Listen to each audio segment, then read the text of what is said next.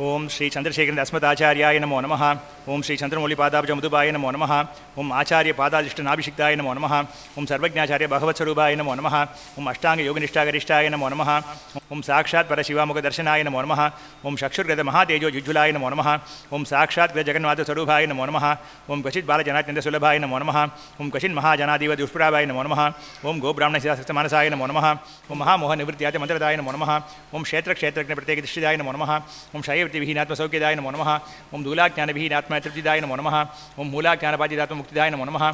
ओं श्री कल्याणकरमे सुश्लोकाय नमो नमः। ओं आश्रिदाशणीयतुप्रापकाय नमो नमः। ओं अखिलाण्डेश्वरी कर्णभूषकाय नमो नमः। ओं सचिक्षय गणयात्राविदायकाय नमो नमः। ओं साधुसङ्गनुदामे चरणाय नमो नमः। देशकालपरिचिन्न त्रिकृपाय नमो नमः। ओं निर्माणशान्तिमयनिश्चलाय नमो नमः। ओं निर्लक्ष्य संरक्षणनिर्लेभाय नमो नमः। ओं श्री षोडशन्तकमलसुसिताय नमो नमः। ओं श्री चन्द्रशेखर श्री सरस्वत्यै नमो नमः।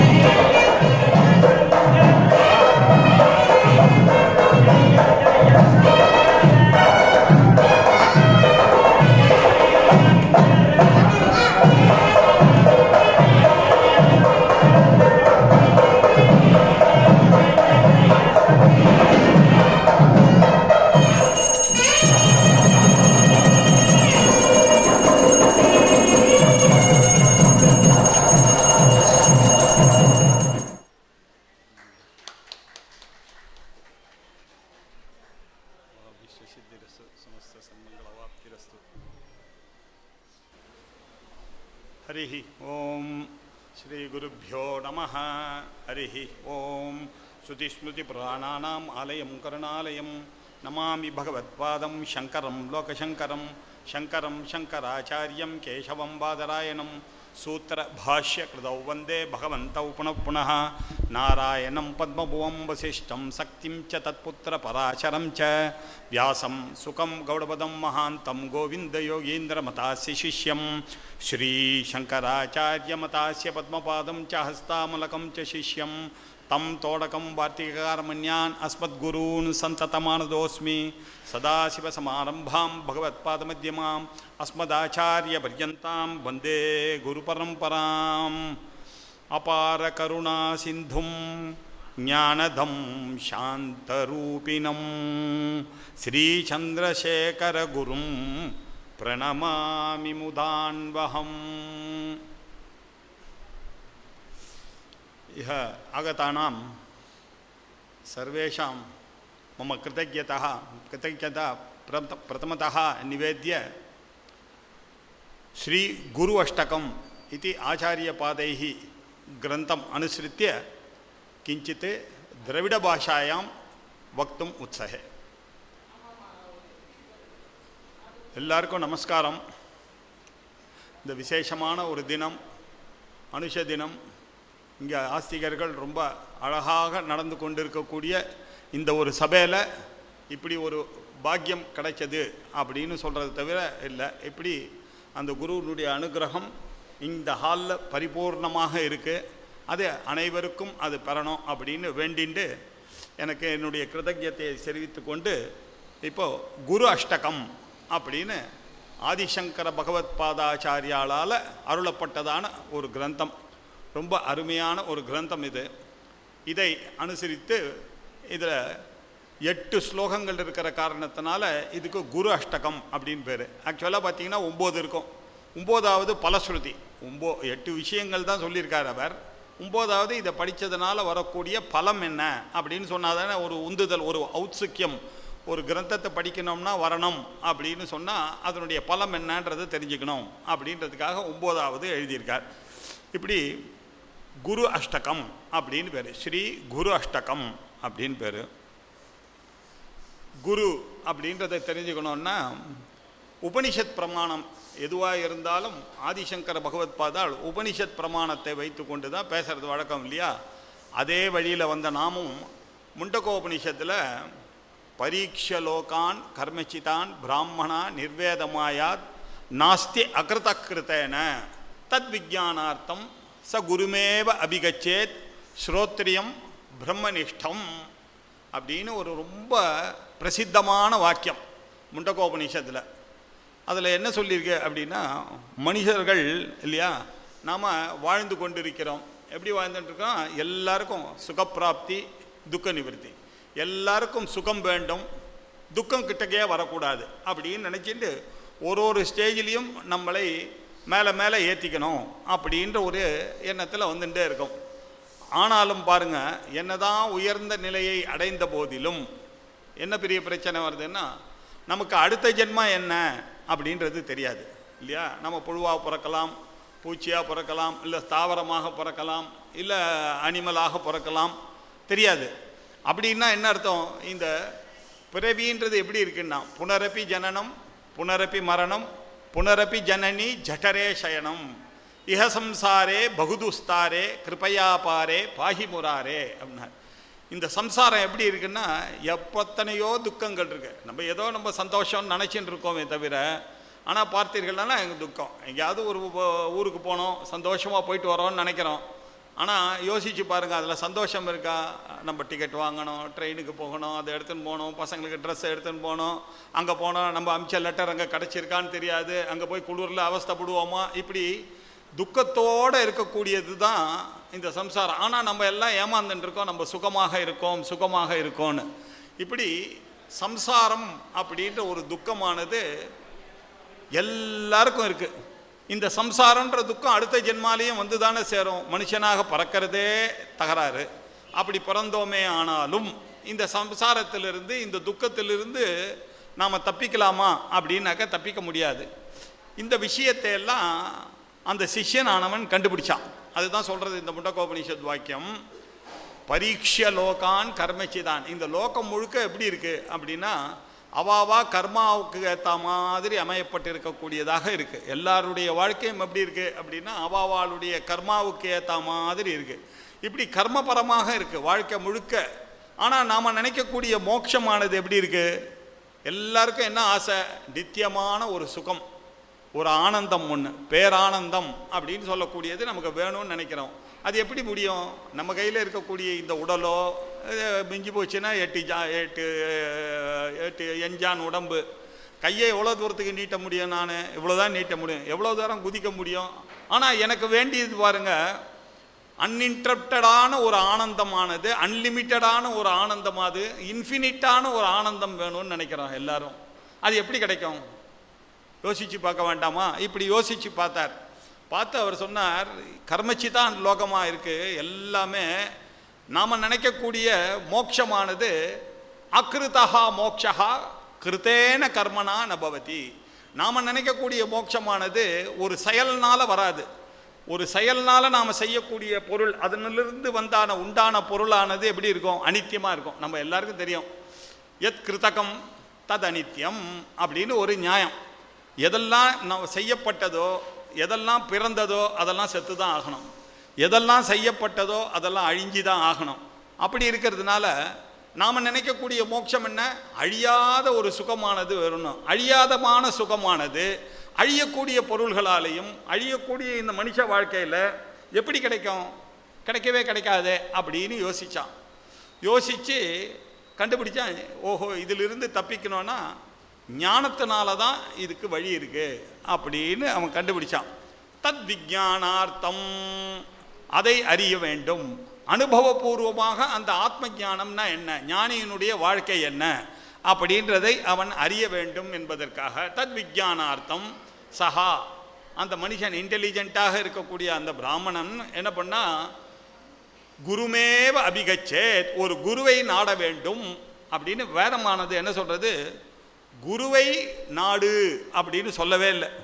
குரும் ஏவ அபிகச்ச, குருவைத்தான் நாடியாகணும் அப்படின்னு சொன்னால் என்ன அர்த்தம்?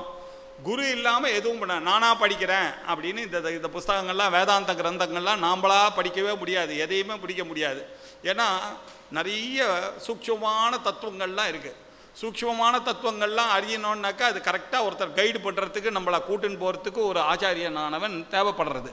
ஆகையினால அந்த குருவை நாம் நாடித்தான் ஆக வேண்டும். குரும் ஏவ அபிகச்சேத் அப்படின்னா.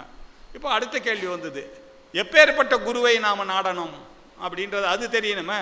குருவை நாடினா எப்படி நான் பரீட்சை பண்ண முடியுமா? எல்லாரையும் சொல்ல முடியாது. அதெல்லாம் அவாவாளுடைய பிராரப்த கர்மா, அவாவாளுடைய வளர்ப்பு, அவாவாளுடைய குலம் எல்லாம் இதெல்லாம் சேர்ந்து கான்ட்ரிபியூட் பண்ணுறது. அந்த குரு லாபம் அப்படின்றது எப்படி கிடைக்கிறது அப்படின்னாக்கா, அந்த குரு எப்படிப்பட்டவராக இருக்கணும் அப்படின்னாக்கா, ஸ்ரோத்ரியனாக இருக்கணும். ஸ்ரோத்ரியனாக இருக்கணும் அப்படின்னா என்ன அர்த்தம்? நிறைய படித்து இருக்கணும். அவர் படித்தது மாத்திரம் இல்லை.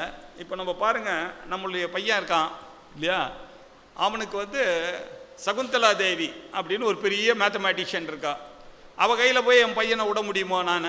அவளுக்கு 32 ஸ்டெப்ஸுக்கு அப்படி மனசுலேயே போட்டு 33வது ஸ்டெப்பில் அவள் பதிலை சொல்லிவிடுவாள். அவள் கையில் போய் என் பையனை போய் நான் அனுப்ப முடியுமா? இல்லையா? அவன் என்ன, அவனும் ஜீனியஸாக இருந்தால் தான் நம்ம முடியும், பண்ண முடியாது. நமக்கு எப்படி வேணும்? 1வது கற்றுக் கொடுத்து, 2வது கற்றுக் கொடுத்து, 3வது கற்றுக் கொடுத்து, 4வது கற்றுக் கொடுத்து, அப்படி போகிற ஒரு ஆச்சாரியன்கிட்ட தான் நம்ம போனோம். இப்படி இந்த ஸ்ரோத்ரியனாக இருக்கக்கூடிய குருவானவர், அவர் ஒரு குருக்கு போய் சேவை பண்ணி துணியெல்லாம் துவச்சி போட்டு அவர் கூட இருந்து அவருக்கு எல்லா படிவிடைகள்லாம் பண்ணிட்டு இந்த கஷ்டமெல்லாம் நிறைய அவர் இந்த கஷ்டங்களையெல்லாம் அனுபவித்து பெற்ற அறிவு அது. அந்த சாஸ்திர அறிவானது அதை அவர் சிஷ்யருக்கு கொடுக்கும்போது அவருக்கு இந்த கஷ்டங்கள்லாம் என்னன்னு தெரியும். அவர் படிக்கும்போது அவர் பட்ட கஷ்டங்கள்லாம் தெரிஞ்சு அந்த குரு சிஷ்யனை அதுக்கு ஏற்ற மாதிரி தயார் பண்ணி கொண்டு வரக்கூடியவராக இருக்கணும். இப்படிப்பட்ட ஒரு குருவை நாடுறது தான் நியாயம் இல்லையா? இப்படி அந்த குருவானவர் வேதம் என்ன சொல்கிறது? ஸ்ரோத்ரியனாக இருக்கணும். நிறைய அவர் கேட்டிருக்கணும், இந்த சிரவணம் பண்ணியிருக்கணும், மனனம் பண்ணியிருக்கணும். இப்படி நிறைய பண்ணியிருந்தால் தான் அவரால் சிஷ்யன் கேட்குற கேள்விக்கெல்லாம் பதில் சொல்ல முடியும். இந்த கர்மகாண்டம் ஞானகாண்டம் அப்படின்னு 2 இருக்குது வேதத்தில். இந்த கர்மகாண்டத்தில் வரக்கூடிய விஷயங்கள்லாம் என்ன? அதை பண்ணு, இதை பண்ணு, 8 வருஷம் பிராமணாம் உபநயீத தமத்யாபயீத, 8 வருஷம் ஆச்சுன்னா உங்கள் பையனுக்கு புனலை போடு, அவனுக்கு அத்தியனம் பண்ணு அப்படின்னு சொல்கிறது. ஸ்வாத்தியாயோ அத்தியேதவ்யா, அவாவா பிறந்த என்ன சாக்கையில் பிறந்தாலோ அந்த வேதத்தை நீங்கள் அத்தியனம் பண்ணித்தான் ஆகணும் அப்படின்லாம் வேதமானது சொல்கிறது. இதெல்லாம் கேள்வியே கேட்க முடியாது. நம்ம கர்மகாண்டத்தில் ஒன்று சொல்லிடுத்துனாக்க அதை நம்ம தலைமையில் கொள்ள வேண்டியதுதான், அதை இம்மீடியட்டாக பண்ணணும். ஆகையினால இப்போ என்ன, அங்கே கேள்விக்கு வழியே கிடையாது. ஆனால் இந்த ஞானகாண்டம் இருக்க வேதாந்தம் அது அப்படி இல்லை. இங்கே எல்லாத்தையும் நீங்கள் கேள்வி கேட்கணும். ஏன்னா கேள்வி கேட்டால் தான் அடுத்த நாள் கிளாஸுக்கு போகும். உங்களுக்கு புரியாமல் அடுத்த நாள் கிளாஸுக்கு வர முடியாது நீங்கள் இல்லையா. அதனால் அந்த குருவை போட்டு தொலைச்சி கேள்வி கேட்கணும். எது சொன்னால் எப்படி சொல்கிறார், ஜெகத் காரணம் இந்த பிரம்மா சிவ பரமேஸ்வரன் தான் ஜெகத்துக்கு காரணம். அது எப்படி ஜெகத்துக்கு காரணமாக அவர் இருப்பார்? காரணமானது காரியத்தில் எப்படி இருக்கும்? அவர் இதை பண்ணும் பொழுது இந்த உலகத்தை எப்படி உண்டாக்கினார்? ஆகாசத்தை உண்டாக்கினார், வாயுவை உண்டாக்கினார். ஆகாசத்தை உண்டாக்கினா அவர் எங்கே இருந்தார்? ஆகாசம் இல்லாமல் அவர் எப்படி உண்டாக்குவார்? அவர் எப்படி உள்ளே வருவார்? இது என்ன கதையாக இருக்க அப்படின்லாம் கேட்கணும். நீங்கள் கேட்டு கேட்டு கேட்டு கேட்டு அதுக்கு பதில்கள்லாம் ஆச்சாரியால் பாஷ்யங்களை சொல்லிகிட்டே வருவார். இப்படி நிறைய கேள்வி கேட்டு கேள்வி கேட்டு கேள்வி கேட்டு படிக்கணும் அப்படின்னு இருக்குது. இப்படி கேட்டு படிக்கணும்னாக்க அதை சொல்லக்கூடிய அந்த சாமர்த்தியம் அந்த குருவுக்கு இருக்கணும். ஆகையினா ஸ்ரோத்ரியனாக இருக்கணும். ஸ்ரோத்ரியனாக இருந்தால் மட்டும் போதாது, இவனுடைய அறிவை வளர்க்குறதுல மாத்திரம் இல்லை, இந்த அறிவுக்கு அப்பாற்பட்டதாக இருக்கக்கூடிய அந்த பிரம்ம தத்துவம் இருக்க, அந்த பரமேஸ்வர தத்துவம் இருக்க, பரமாத்ம தத்துவம், இந்த தத்துவத்தை அவர் அறிந்தவராக இருக்கணும். அதிலேயே இருந்து கொண்டு இருக்கக்கூடியவர் பிரம்மனிஷ்டராக இருந்து கொண்டு இருக்க வேண்டும். அதை ஸ்டைலியே அதுவும் வேணும், இதுவும் வேணும். சொல்லி கொடுக்கவும் தெரியணும். அப்பா இதெல்லாம் நீங்கள் கிடைக்கக்கூடிய அறிவெல்லாம் உன்னுடைய அறிவு உன்னுடைய சின்ன புத்திக்குள்ளே வருது, இதனால் அதை அறிய முடியாது. அந்த பிரம்மஞானம் என்பது அது இதற்கு அப்பாற்பட்டதான ஒரு ஞானம்.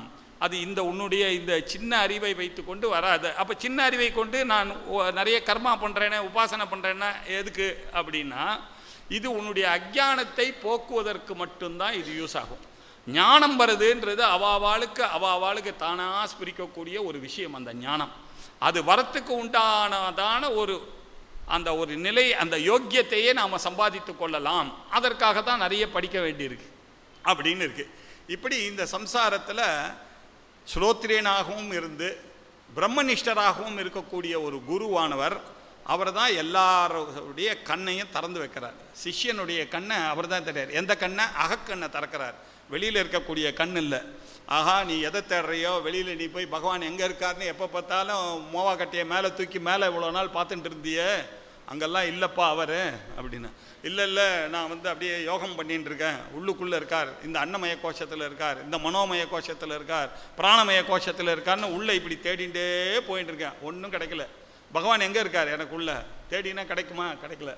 சரி, வெளியில் தேடினா கிடைக்குமா? கிடைக்கல. இப்போ என்ன தான் பண்ணுறதுன்னு அங்கே தான் குரு உங்கள் கண்ணை அப்பா நீ எதை வெளியில் தேடுறியோ, எதை உள்ள தேடுறியோ, அது ரெண்டும் அந்த பரமாத்மா தான், அந்த பரபிரம்மஸ்வரூபம் தான் உன்னுடைய ஜீவாத்மஸ்வரூபமும் அப்படின்னு அந்த கண்ணை திறக்கிறாரு. அந்த வேதாந்த வேத்தியமாக இருக்கக்கூடிய அந்த பிரம்மத்தை காமிச்சு நீ யார் அப்படின்றத உனக்கு சொல்லி, அந்த நீ உன்னுடைய சைத்தன்யமும் அவருடைய சைத்தன்யமும் ஒன்று தான் அப்படின்னு சொல்லி, அப்படி இந்த கண்ணை திறக்கக்கூடிய அத்வைத சாட்சா்காரத்துக்கு கருவியாக இருக்கக்கூடியவர் இருக்கார, அவர் தான் குரு அப்படின்னு.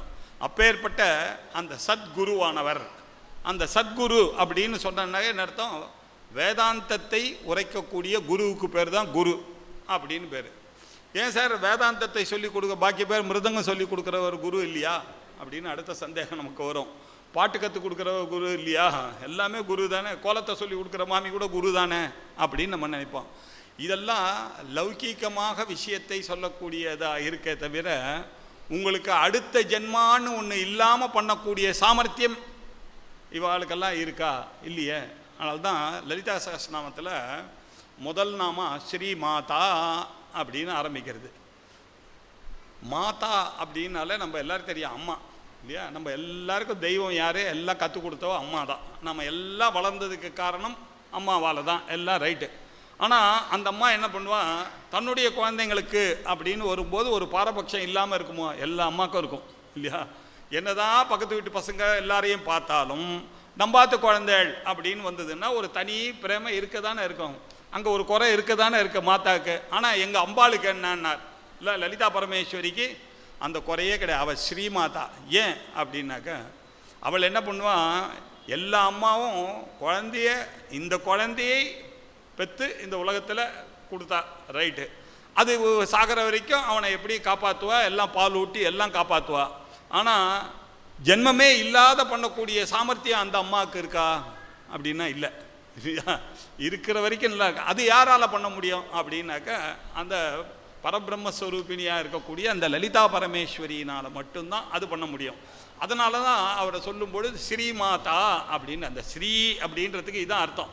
ஜெகஜ்ஜனனியா இந்த உலகத்தை உண்டு பண்ணதோடு இல்லாமல் என்னையும் உண்டு பண்ணி இந்த உலகத்திலிருந்து என்னை இல்லையா ஐடென்டிஃபை பண்ணாமல் ஒரு மோட்ச சாம்ராஜ்யத்தையே கொடுக்கக்கூடியதாக இருக்கக்கூடிய காரணத்தினால தான் அம்பாளுக்கு ஸ்ரீமாதா அப்படின்னு சொல்கிறோம். அப்படின்னா என்ன அர்த்தம்? உலகத்தில் இருக்கக்கூடிய எல்லா குருமார்களும் எனக்கு திருப்பி திருப்பி ஜென்மாவை கொடுத்து இந்த ஜென்மாவில் நான் சந்தோஷமாக இருக்கக்கூடிய அளவுக்கு தான் கொடுக்க முடியும் எல்லா குருவினாலையும். ஆனால் இந்த வேதாந்த குருவானவர் எப்படி அப்படின்னார், உனக்கு பிறவியே இல்லாமல் பண்ணிடுறார். இன்னொரு தடவை நீ பிறக்கக்கூடாது அப்படின்னு சொன்ன. நச புனராவர்த்ததே, திரும்பியும் இந்த ஊருக்கு வரக்கூடாது. ஒரு அம்மா உன்னுடைய வயிற்றுக்குள்ளே போய் அந்த கஷ்டத்தை நம்ம கொடுக்கக்கூடாது. எவ்வளவு நாள் அந்த அம்மா கஷ்டப்பட்டு இல்லையா 10 மாதம் நம்மளை சுமந்து, அதுவும் அங்கே இருக்கக்கூடிய விண்மூத்திராதி மத்தியத்தில் போய் அப்படி உட்காந்து இப்படி கஷ்டப்பட்டு அந்த அம்மா சாப்பிடும்போது முருங்காலாம் சாப்பிட்டானாக்கா அந்த குழந்தைக்கு அப்படியே குத்துமா அங்கே குழந்தை இப்படி. இதெல்லாம் சுரேஸ்வராச்சாரியார் தன்னுடைய தைத்திரிய வார்த்திகத்தில் இதெல்லாம் சொல்லியிருக்காரு. எப்படியெல்லாம் இந்த குழந்தைகள் எல்லாம் வயிற்றில் கஷ்டத்தை அனுபவிக்கிறது. அது மட்டுமா, கண்ணால் பார்க்குறோம் அம்மாக்கள் எவ்வளோ கஷ்டப்பட்டு ஒரு ஒழுங்காக படுக்க முடியுமா, நிற்க முடியுமா, திரும்பி படுக்க வேண்டியிருக்கு, எழுந்துக்க வேண்டியிருக்கு, அந்த குழந்தைய வளர்க்க வேண்டியிருக்கு. இப்படியெல்லாம் கஷ்டப்பட்டு பண்ணோம். இப்படி ஒரு ஜென்மா திருப்பியும் ஒரு தடவை அம்மா வயிற்றுக்குள்ளே போய் பிறக்கக்கூடாது அப்படின்றது இந்த சம்சாரத்தில் ஒரு வைராக்கியத்தை வரவழைக்கணும். அந்த வைராக்கியத்தை வரவழைக்கிறதுக்காக தான் இப்படிப்பட்ட குருவஷ்டகமும் முதலியவைகள் எல்லாம் ஆச்சாரியால் எழுதியிருக்கார். இதில் பிரதானமாக என்ன சொல்ல வர்றார் ஆச்சாரியால் அப்படின்னா, எல்லாருக்கும் வைராக்கியமானது வர வேண்டும். அந்த வைராக்கியம் வந்துடுத்துன்னா, போதும்ன்ற எண்ணம் வந்துடுத்துன்னா, அடுத்த ஜென்மா வேண்டாம் அப்படின்ற ஒரு எண்ணமானது கொஞ்சம் கொஞ்சமாக வரணும் இல்லையா? வந்த பிறகு அதற்கு பிறகு தான் அவனுக்கு இந்த ஞானம் கிடைக்கிறது. இந்த ஞானம் யானால் கிடைக்கிறது? குருவினால் மட்டுமே கிடைக்கக்கூடியதாக இந்த ஞானம் இருக்குது. சாஸ்திரங்கள் மூலமாக என்ன கிடைக்கிறது? என்னுடைய பழைய வாசனைகள்லாம் இருக்குது இல்லையா? நான் சின்ன வயசுலேருந்து காமம், குரோதம், லோபம், மோகம், மதம், மாத்சரியம் எல்லாம் என்கிட்ட இருக்குது. இதெல்லாம் எத்தனையோ ஜென்மாவாக நான் சேர்த்துன்னு வந்தது இல்லையா? சின்ன குழந்தைகள் வந்த உடனே பொறாமை வருது. யாராவது அப்பா அம்மா குழந்தைகளுக்கு 1 வயசு 2 வயசு குழந்தைக்கு கொத்து கொடுக்குறான்னா நான் பொறாமப்படு அப்படின்னு. ஆனால் அதுங்களுக்கு எங்கேருந்து வந்தது? எல்லாம் பூர்வ ஜென்மத்திலேருந்து வந்தது. இப்படி ஜென்மாந்தரமாக வந்ததை போக்கடிக்கணுமே. ஆனால் இதுக்கெல்லாம் காரணமாக இருக்கக்கூடிய இந்த அக்ஞானம் தான் இருக்குது. இந்த அக்ஞானம் போக்கடிக்கணும். இந்த அக்ஞானத்தை போக்கடிக்கக்கூடியவர் யாரோ அவர் தான் குரு அப்படின்னா. இப்போ அந்த குரு பதத்துக்கு வருவோம். குருஹு அப்படின்னாக்கா என்ன அர்த்தம்? குகாரோ அந்தகாரஸ்யாத். இந்த குகாரம் அப்படின்னு சொன்னால் இருட்டு அப்படின்னு அர்த்தம். இருட்டு அப்படின்னாக்கா இருட்டை எப்படி போக்கடிக்க முடியும் நீங்கள் இல்லையா? கொஞ்சம் ஹோஸில் தண்ணி எடுத்து அடித்தானாக்கா இருட்டு போகுமோ? நல்ல பெரிய தொடப்பத்தை எடுத்துகிட்டு வந்து நல்லா பெருக்கினான்னா எல்லாம் அழுக்கு வேணால் போகும். இருட்டு போகுமோ? போகாது. அதுக்கு என்ன பண்ணணும்? ஒரு விளக்கு ஏற்றணும். ஒரு தீபத்தை ஏற்றினா தான் விளக்கம் அது போகும். அதே மாதிரி நமக்கு இந்த ஜென்மாக்கள்லாம் இப்படி ஏற்படுறதுக்கு காரணம் என்ன? சம்சார துக்கத்துக்கு காரணம் நம்மளுடைய அறியாமை, இக்னரன்ஸ். இந்த இக்னரன்ஸ் போகணுமே ஆனால் அதுக்கு அறிவொளி வேணும். இந்த ஃபிசிக்கல் லைட் இல்லை, அறிவொளி வேணும். அந்த ஒளி தான் ருகாரஹா. ரு அப்படின்னாக்கா ரம் அப்படின்ற ஒரு பீஜத்திலேருந்து வருது. ரம்னா அக்னி பீஜம். அது ஒளியை கொடுக்கக்கூடியதான பீஜம் இல்லையா? ரம் மண்ணே ஆத்மனே தீபம் கல்பையாமி நமகான்னு நம்ம ஜபம் பண்ணுறோம் இல்லையா? ரம் அப்படின்னாக்கா அந்த ருக்காரமானது ஒளியை அறிவொளியை கொடுக்கக்கூடியது. குகாரோ அந்தகாரஸ்யாத் ருக்காரோ தன்னிவர்த்தகா தன்னிரோதகா. அந்த ருக்காரமானது அந்த அறியாமையை போக்கடிக்கிறது. அதனால் அந்தகார நிரோதித்வாத், அந்த இருளை அறியாமையை நீக்குகின்ற காரணத்தினால குருரித்யபிதீயத்தே அப்படின்னு குருகீதை ஸ்கந்த புராணத்தில் குருகீதை.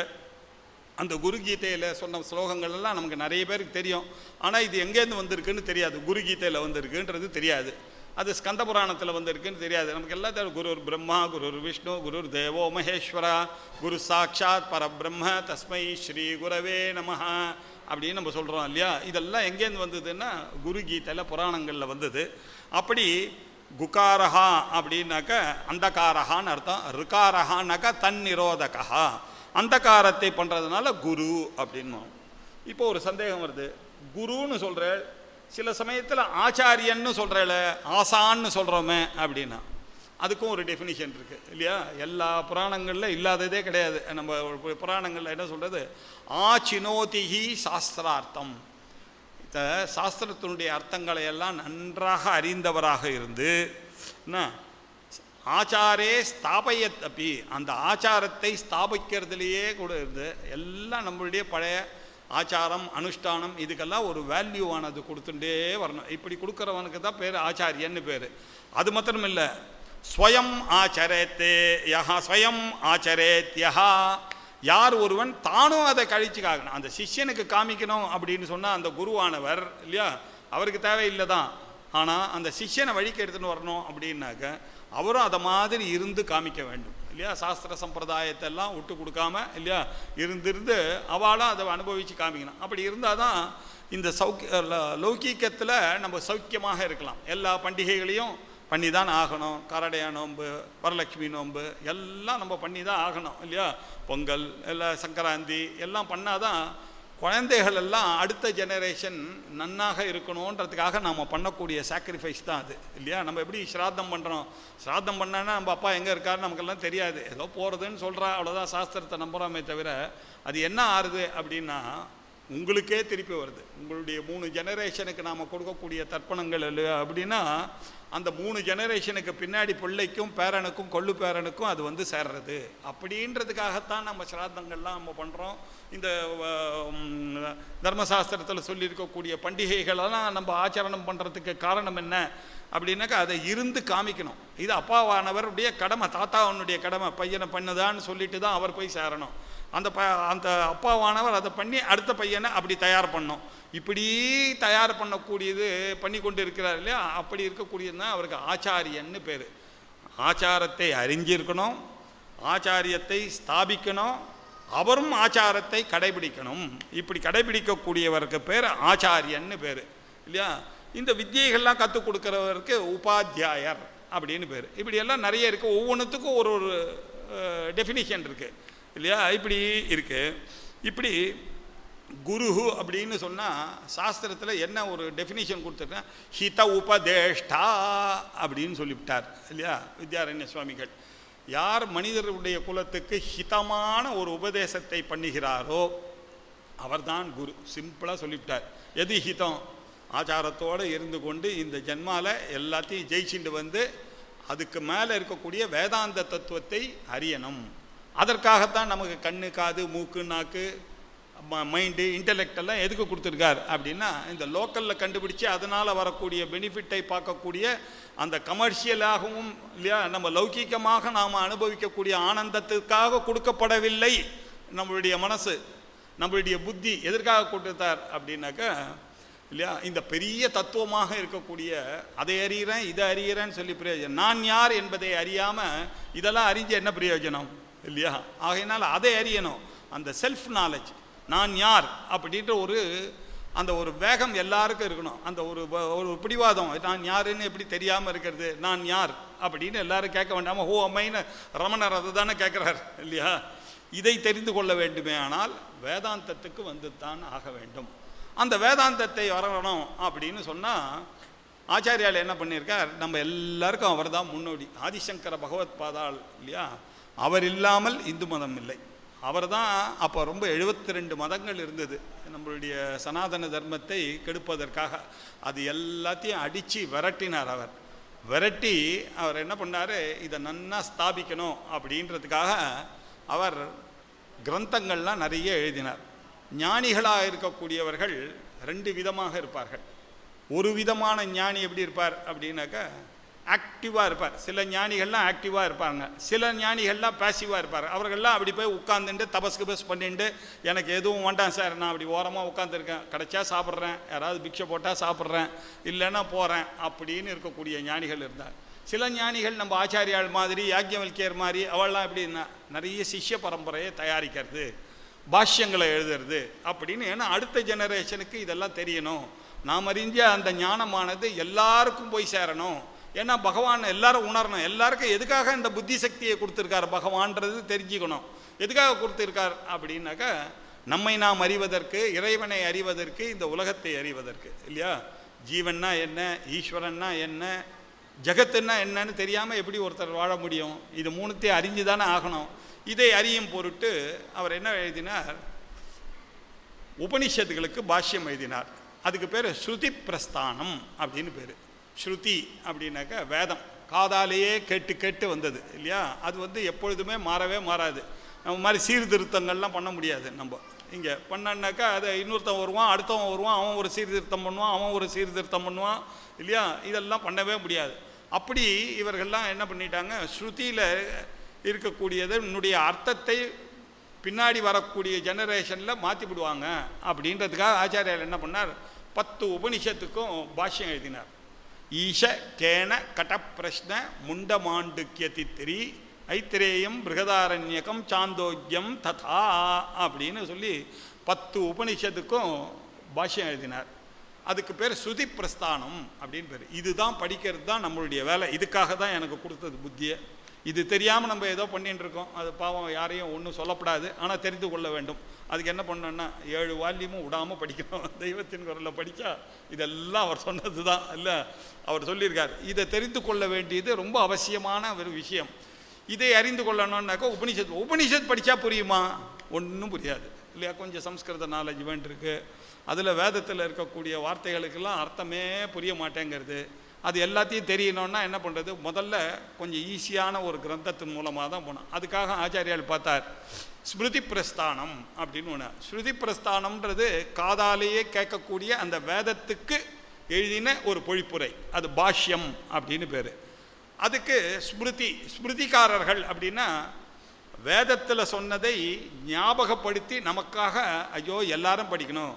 ஏன்னா வேதத்தை படிக்கணும்னா எல்லாராலையும் படிக்க முடியுமா வேதாந்தத்தில்? அதுக்கு வேதத்தை படிக்கணுன்னாக்கா அதுக்கு நிறைய பிரச்சனைகள்லாம் இருக்குது இல்லையா? அதுக்கு சில பேருக்கு அதிகாரம் இருக்குது, சில பேருக்கு அதிகாரம் இல்லை.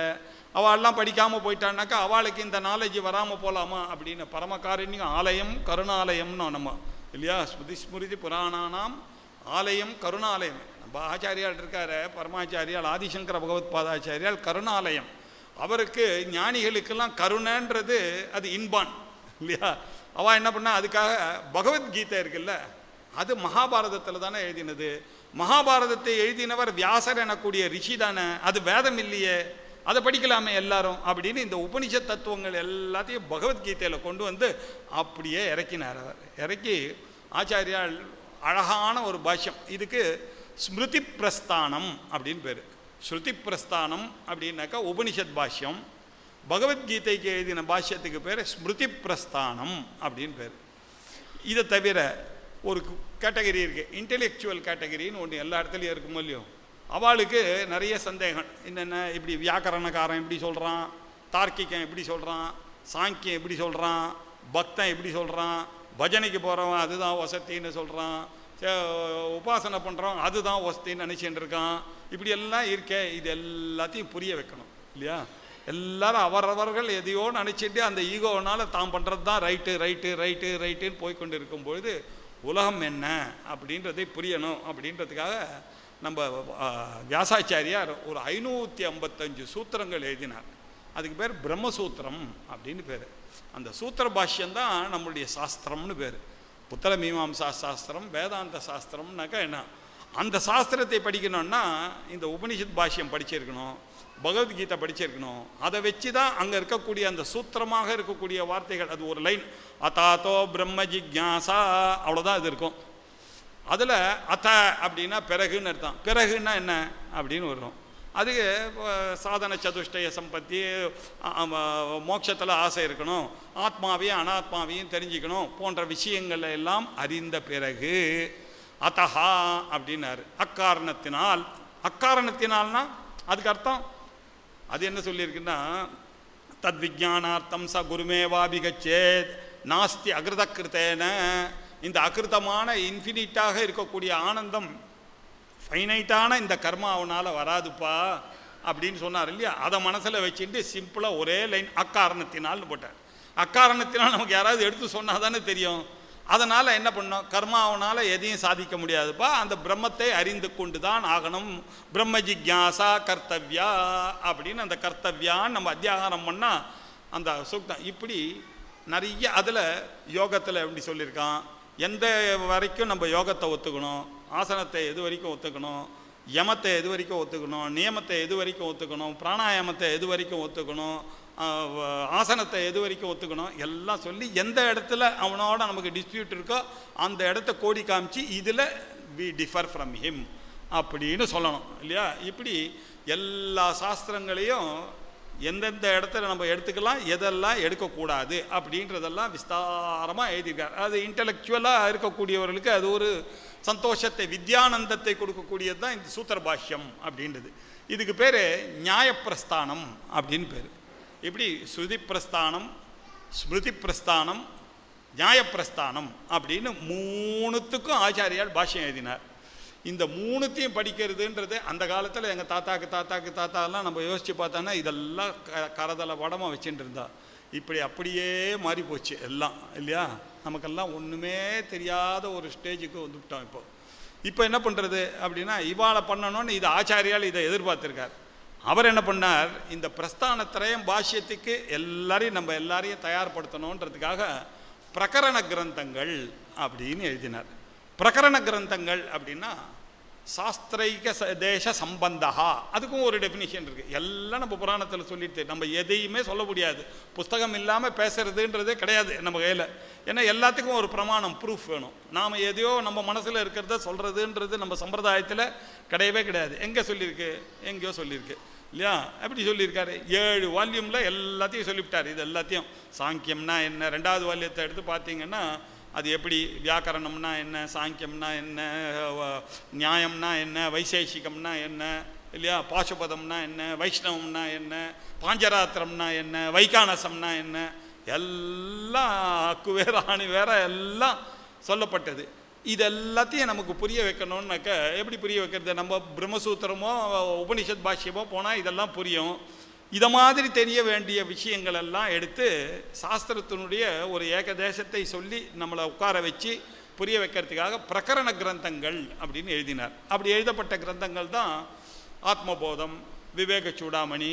அப்படி அதை மாதிரி எழுதப்பட்ட கிரந்தம் இப்போ தான் லேண்டிங் நம்ம வரோம். குரு அஷ்டகமானது ஒரு பிரகரண கிரந்தம்.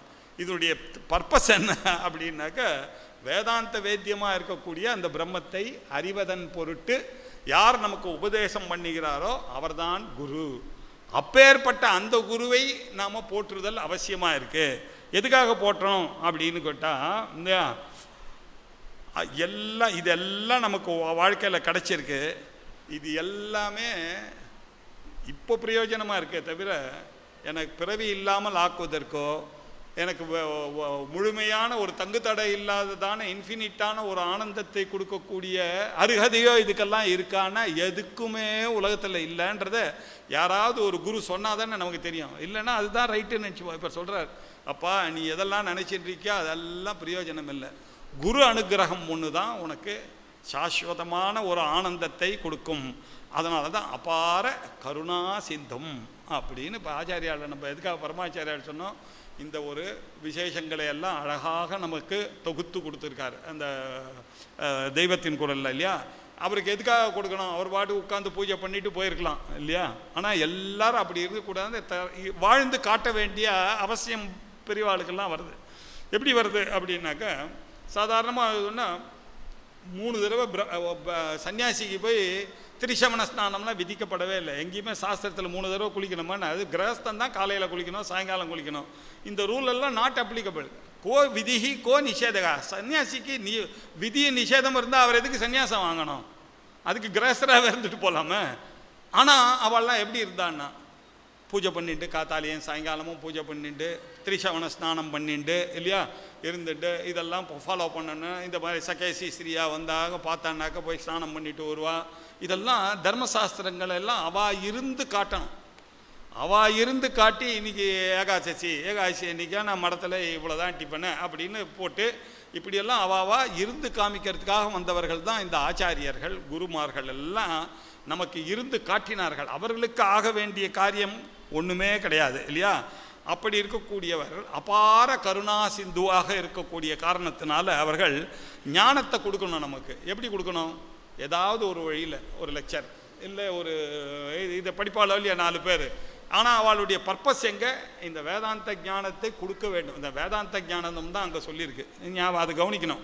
ஞானதம்னாக்கா நம்ம ஏதோ லௌகிக்கமாக நமக்கு கிடைக்கிற இந்த ஏஐ எல்லாம் நமக்கு சொல்லிக் கொடுக்க வேண்டிய அவசியம் இல்லை. இது அவர் கற்றுக் கொடுக்க வேண்டியது இல்லை. அந்த ஆத்ம ஞானத்தை தான் கற்றுக் கொடுக்கணும். பிரம்ம ஞானத்தை, ஈஸ்வர ஞானத்தை தான் கற்றுக் கொடுக்கணும். இப்படி ஞானதமாக இருந்து கொண்டு அது எப்படி இருக்கணும்னாரு, சன்னியாசினால அஹிம்சையாக சாந்தமாக இருக்கக்கூடியவர், சாந்த ரூபினமாக இருந்து கொண்டு அப்படி அப்பேற்பட்ட அந்த சந்திரசேகர குரு அப்படின்னு சொல்ல அவரை பிரணமாமி.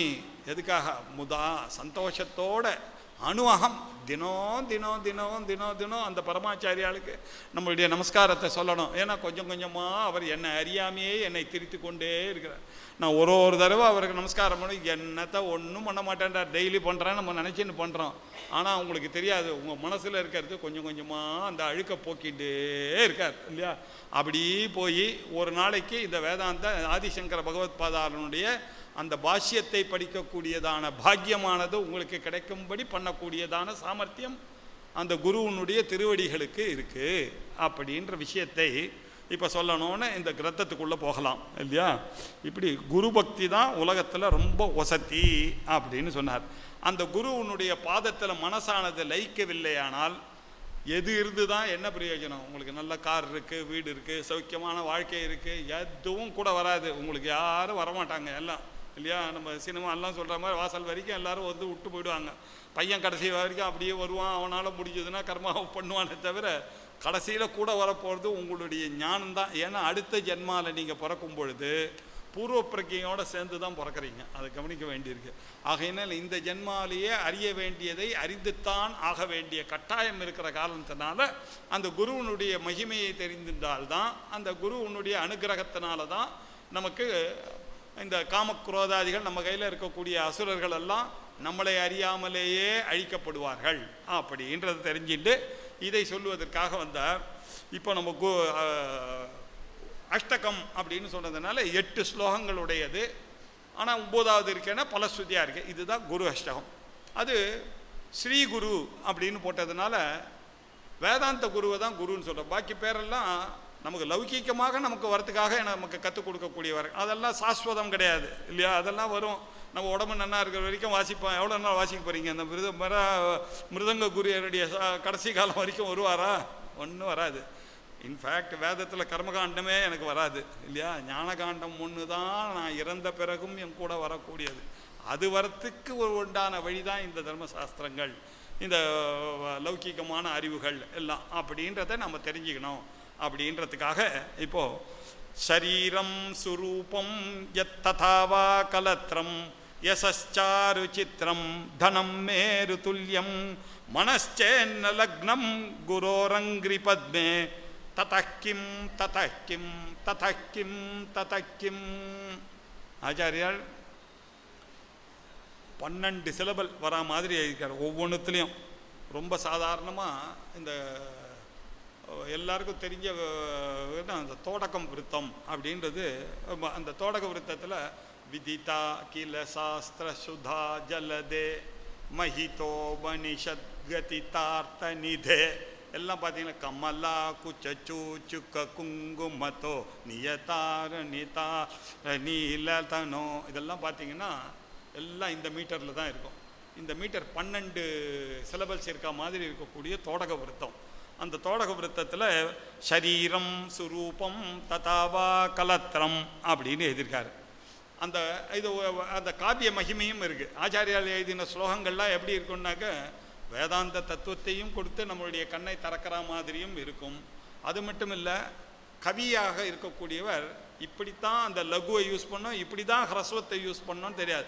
நம்ம பாட்டுக்கு நமக்கு தெரிஞ்ச மாதிரி ஒரு லைனை எழுதிட்டு நான் கவிதை எழுதிட்டேன்னு சொல்கிறதெல்லாம் நம்ம சாஸ்திரத்தில் ஒத்துக்கொள்ளக்கூடியது இல்லை. அதெல்லாம் சினிமா கினிமாக்கெல்லாம் நீங்கள் எழுதிக்கலாம். அவர்களெல்லாம் கவிலாம் சொல்லக்கூடாது. கவின்னு சொன்னால் என்ன அர்த்தம்? கிராந்த தரிசியாக இருந்தால் தான் கவி. ஒருத்தரை கவின்னு நீங்கள் சொல்லணுன்னா அவர் 3 காலத்தையும் அறிந்தவராக இருக்கணும். உங்களை பார்த்தா உங்களுடைய எதிர்காலம், உங்களுடைய இறந்த காலம், உங்களுடைய நிகழ்காலம் எல்லாம் தெரியணும். அப்படி தெரிந்தவர்கள் எழுதக்கூடியதுக்கு பேர் தான் காவியம்னு பேர் இல்லையா? அந்த காவியமானது எப்படி இருக்கணும்? இவ்வளோ சிலபல்ஸில் இருக்குது, நம்ம சாஸ்திரங்கள் சொல்லியிருக்கு. அந்த சிலபல்ஸில் தான், அந்த சிலபல்ஸ்லையும் எது குரு எது ஹ்ரஸ்வம், எது தீர்க்கஸ்வரம் இருக்கணும் எது ஹ்ரஸ்வஸ்வரம் இருக்கணும், 2 ஹ்ரஸ்வம் 1 தீர்க்கம், 2 ஹ்ரஸ்வம் 1 தீர்க்கம், 2 தீர்க்கம் 1 ஹ்ரஸ்வம், இப்படி எழுதினாதான் அது கவிதை. நீங்கள் ஏதோ சும்மா காதுக்கு ரம்யமாக ஒரு பாட்டை எழுதிட்டு அதை கவி அப்படின்னு சொன்னால் அவர்லாம் கவிஞரெல்லாம் ஆக முடியாது. நம்ம ஆச்சாரியால் அப்படி இல்லை. அவர் சாட்சாத் பரமேஸ்வர அவதாரமாக இருக்கிறதுனால அவர் அதுக்கும் ஒரு இம்பார்ட்டன்ஸ். எல்லாம் அவருடைய ஸ்லோகங்கள் எல்லாத்துலேயும் முதாகராத மோதகம் சதா, அதில் காவிய ரசனைக்கு நிறைய விஷயங்கள் இருக்கும் இல்லையா, அர்த்த புஷ்டி அதில் நிறைய இருக்கும், வேதாந்த தத்துவங்கள் அதில் இருக்கும், பக்தி இருக்கும், எல்லாம் இருக்கும். ஒரு ஆச்சாரியால் ஒரு ஸ்லோகம் எழுதினார்னா அதில் அது ஒரு கம்ப்ளீட் பேக்கேஜாக இருக்கும். அது பெரிய படித்தவன் வந்தால் அதில் ரசிக்கிறதுக்கு நிறைய இருக்கும். காவிய ரசங்கள்லாம் தெரிந்தவன் வந்தால் அவன் ரசிக்கிறதுக்கு அதில் ஒன்றுமே தெரியாத பாமரன் ஊத்தம் படுத்தா அவன் ரசிக்கிறதுக்கும் இருக்கும். இப்படி எல்லாருக்கும் எழுதக்கூடியவர் ஆச்சாரியால். அப்படிப்பட்ட ஆச்சாரியால் எழுதினதான கண்டம் ஷரீரம் சுரூபம் ததாவா கலத்திரம் யசாரு சித்திரம் தனம் மேரு துல்லியம் மனச்சேன்ன லக்னம் குரோரங்கிரி பத்மே ததக்கிம் ததக்கிம் ததக்கிம் ததக்கிம். ரொம்ப அழகான ரூபம் இருக்கு இல்லையா. எனக்கு பாருங்கள், அவனுக்கு ரொம்ப சந்தோஷமாக இருக்கும். பாருங்கள் சார், நான் ஸ்மார்ட்டாக சார், அது எப்படியோ தெரியல, எங்கள் ஆற்றுல இப்படி நாங்கள் எல்லாருமே பிறந்துட்டோம் சார், ஹைட்டாக பிறந்துட்டோம் சார், ஃபேராக பிறந்துட்டோம் சார் அப்படின்னு ரூபத்தினுடைய அழகை வச்சுட்டு தன்னை சந்தோஷப்படுத்தி கொண்டிருக்கிறார்கள் இவர்கள். சரீரம் சுரூபம், நல்ல சுட்டு ரூபம், அழகான ரூபம். என்ன ததாவா கலத்திரம், சார் என் ஒய்ஃபு ரொம்ப அழகாக இருப்பா சார் அப்படின்னா ததாவா கலத்திரம், அதில் ஒரு பெருமை. என்ன என்னுடைய உடம்பு நன்னா இருக்குது, ஒய்ஃபு எல்லார மாதிரி இல்லை சார், டீசெண்டாக இருப்பான், வந்தாருனாக்க உங்களுக்கு ஆச்சரியமாக இருக்கும். நன்னா தான் எங்கள் அப்பா அம்மாலாம் ரொம்ப கில்லேடியாக பார்த்து என்னை கல்யாணம் பண்ணி வச்சுருக்காங்க அப்படின்னு நினச்சின்னு இருக்கோம். ததாவா கலத்திரம்னா ஆத்துக்காரி அப்படின்னா ததாவா கலத்திரம். சரீரம் சுரூபம், என்னுடைய சரீரமானது இல்லையா, அது எப்படி இருக்குது, வெளியில் பார்த்தா ரூபத்தோடு இருக்குது, உள்ளுக்குள்ளே என்ன இருக்குதுன்னு நம்ம சொல்ல வேண்டிய அவசியம் இல்லை இல்லையா. ஒரு கீரி பார்த்தா தகராறு தான், அது தகன யோக்கியம் தேகம். அதனால தான் இதுக்கு தேகம்னு சொல்கிறது. தேகம்னு ஏன் பேர் வச்சான்னு தெரியுமோ இல்லையா உங்களுக்கு. என்ன உள்ளே பார்த்தீங்கன்னா ஃபுல்லாக தகராறு தான் இல்லை, தசை இதெல்லாம். அதனால் தகன யோக்கியம் தேகம், அது எரிக்கிறதுக்கு தான் லாயக்கானது அப்படின்னா. சரீரம்னு ஏன் பேர் வச்சான்னு தெரியுமோ இல்லையா. ஷீரியத்தே, that which decays is called சரீரம். அது அந்த சரீரம்ன்ற வார்த்தையை யூஸ் பண்ணும்பொழுதே நமக்கு இது ஞாபகம் வரணும். டெய்லி கண்ணாடியில் பார்க்கும்போது, பவுடர் போடும்போது, பா ஷீரியத்தே நீ ஒரு நாள் டிகேயாக போகிற அப்படின்னு இந்த கேலண்டரை கிழிக்கும் போது ஒரு நாள் போச்சு நம்மளுடைய லைஃப்லன்னு தெரிஞ்சுக்கலாம் இல்லையா. அது மாதிரி இந்த சரீரம்ன்ற பதத்தை யூஸ் பண்ணாலே நம்ம மனசில் வர வேண்டியது என்ன, உடம்புன்னு அழகான எண்ணம் வரக்கூடாது. சாஸ்திரம் படித்தா சீரியத்தே, இது டிகே ஆகிட்டே இருக்குது. இதுக்கு இப்படி தான் இருக்கும். 38 வயசு ஆயிடுச்சுன்னா கண்ணு முதல்ல காமிச்சு கொடுக்கும் இல்லையா. 50 வயசு ஆச்சுன்னா அந்த அழகெல்லாம் போகும். 60 வயசு ஆச்சுன்னா எல்லாருக்கும் முட்டி இருக்கிறது அன்னி வரைக்கும் கவலையே படலை யாரும். முட்டி இருக்கிறத பற்றி யாராவது கவலைப்பட்டான் 60 வயசுக்காரனை போய் கேட்டு பாருங்க, அவனுக்கு தான் தெரியும் அந்த முட்டியினுடைய வேல்யூ. 40 வயசுக்காரனுக்கு தெரியாது அதனுடைய வேல்யூ இல்லையா. அதான் அப்படின்னா என்ன அர்த்தம், இதுதான் சீரியத்து. இப்படி வயசாக அந்த சாவு பக்கத்தில் வரும்போது தான் அவளுக்கு ரிலீஜியஸ் பென்ட் ஆஃப் மைண்டே வரும். அது வரைக்கும் தெரியல, ஜாலியாக இருப்பேன், உட்காந்துருக்கேன், அங்கே போகிறேன் இங்கே போகிறேன், ஏன்னா கண்ணு காது மூக்கெல்லாம் நன்னா இருக்கும் இல்லையோ. அது கொஞ்சம் முன்னாடியே யோசிச்சுருந்தானே சின்ன வயசுலேயே வேதாந்தத்துக்கு வந்திருக்கலாம். ஆனால் அது என்ன ஆகுது, 60 வயசில் சம்ஸ்கிருதத்தை படிச்சுவிட்டு நம்ம வேதம்னா ரொம்ப கஷ்டமாக இருக்குது. இந்த மாதிரி பிரகரண கிரந்தங்களால் வாசித்து தான் நம்ம முன்னுக்கு வர வேண்டிய நிர்பந்தம் இருக்குது. ஆகையினால சரீரம் சுரூபம், அழகான ரூபம். ததா, அதே மாதிரியே வா கலத்திரம், அவருடைய ஆத்துக்காரியும் ரொம்ப அழகாக இருக்கா. அது மாத்திரம் இல்லை, யசாரு இல்லையா. யசஹா அப்படின்னாக்க கீர்த்தி, புகழ். யசஹா சாரு, நல்ல சிறந்ததான புகழ் அவருக்கு இருக்குது. எங்கே போனாலும் அவருக்கு குட் மார்னிங் சொல்கிறாங்க, வாங்க சார்னு கூப்பிட்றாங்க எல்லாம் இல்லையா. கல்யாணத்துக்கு போனோன்னா யார் சாப்பிட்ணுமோ அவள் தான் முதல்ல சாப்பிட்ணும். பிராமணா இப்போ என்ன ஆச்சுன்னா ஆஃபீஸ்லேருந்து வர எம்டி கிம்டி எல்லாரும் முதல்ல சாப்பிடுவோம். என்ன காலத்தினுடைய கட்டாயம் இல்லையா. அவனுக்கு எஸ்எஸ் சாரு நல்ல கீர்த்தி இருக்கு. என்ன சித்திரம் தனம் மேரு துல்லியம், தனம் சித்திரம் மேரு துல்லியம். மேருமலை எவ்வளோ பெருசு இல்லையா, மேருக்கு கீழே தான் இந்த உலகம் எல்லாம் அடங்கியிருக்கு. அப்படி மேருமலை மாதிரி அவன் கையில் பணம் இருக்கு. அதுவும் எப்படி இருக்கு, சித்திரம், பலவிதமான பணங்கள்லாம். தனம் மேரு துல்லியம் இதெல்லாம் இருக்குது சார். இதெல்லாம் இருந்து என்ன பண்ண, நல்ல ஆத்துக்காரி, நல்ல உடம்பு, நிறைய பணம் எல்லாம் இருக்குது. ஆனால் அந்த வேதாந்த வாசனையே இல்லை, ஒரு குரு அனுகிரகமே இல்லைன்னாக்க அவன் இந்த வாழ்க்கையை வாழ்ந்து என்ன பிரயோஜனம்?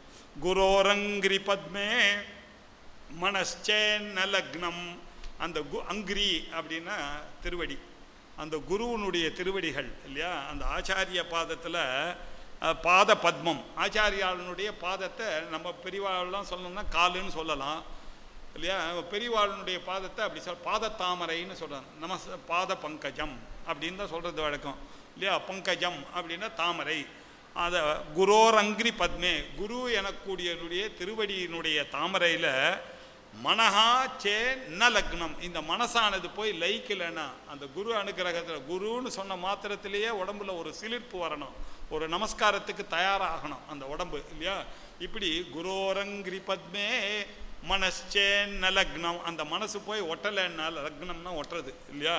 மனச்சேன்ன லக்னம், இதெல்லாம் இருந்து என்ன பிரயோஜனம்? சரீரம், ரூபம், கலத்திரம் இல்லையா, யசஹா, தனம், இதெல்லாம் இருந்து ததக்கிம் ததக்கிம். அதனால் என்ன? அதனால் சோவாட், நீ என்ன பெரிய கைட்டிட்ட, குருக்கிட்ட பக்தி இல்லைன்னாக்க நீ இதெல்லாம் வச்சுட்டு உன்னை யார் மதிக்க போகிறா? நீ உங்கள் ஆளுகிட்ட போய் கை தட்டி வாங்கிக்க வேண்டியது தான்.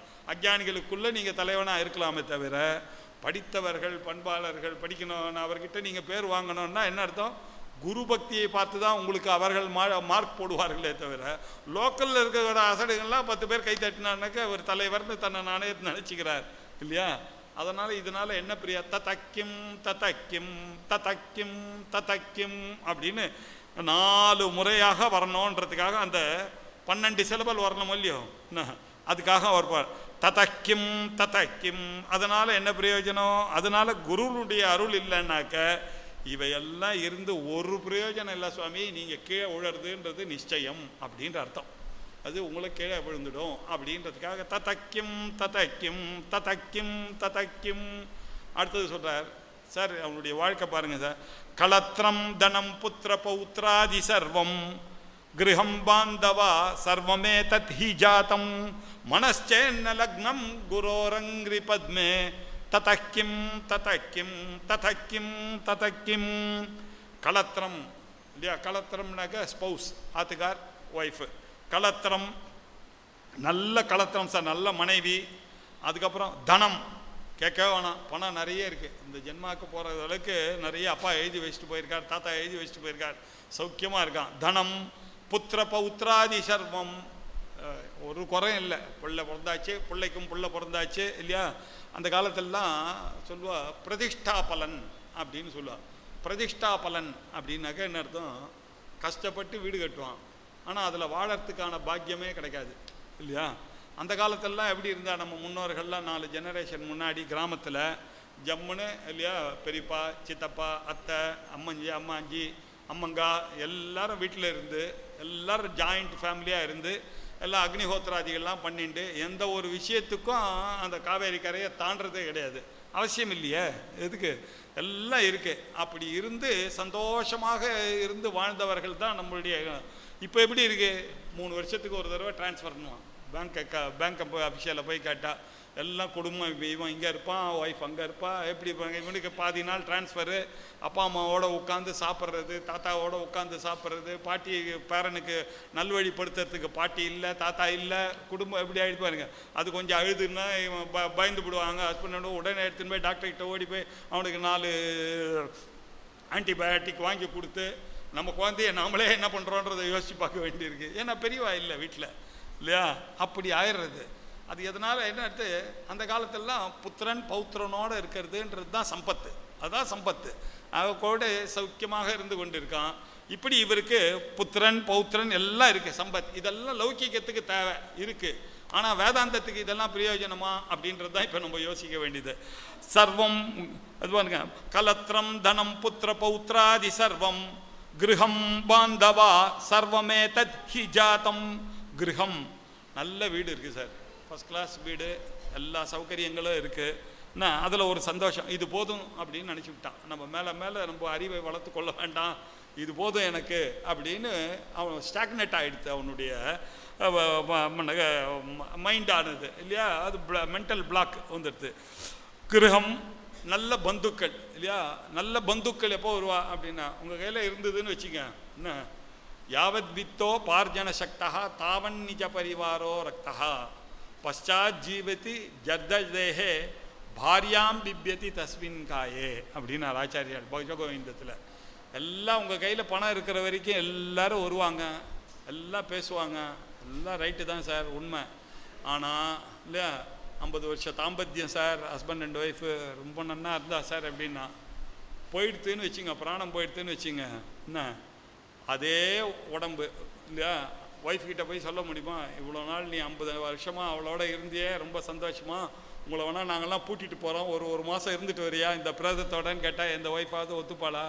உண்மை என்ன? அவள் தான் முதல்ல கேட்பா எப்போ வாதியாரை கூப்பிட போகிறேன்னு தானே உண்மை. இந்த உண்மையை புரிந்து கொள்ளனாக்கா என்ன வாழ்க்கை அப்படின்னு கேட்டார் இல்லையா. பரிவாரங்கள் இருக்கிற வரைக்கும் எல்லாம் சந்தோஷமாக தான் இருக்கும் இல்லை.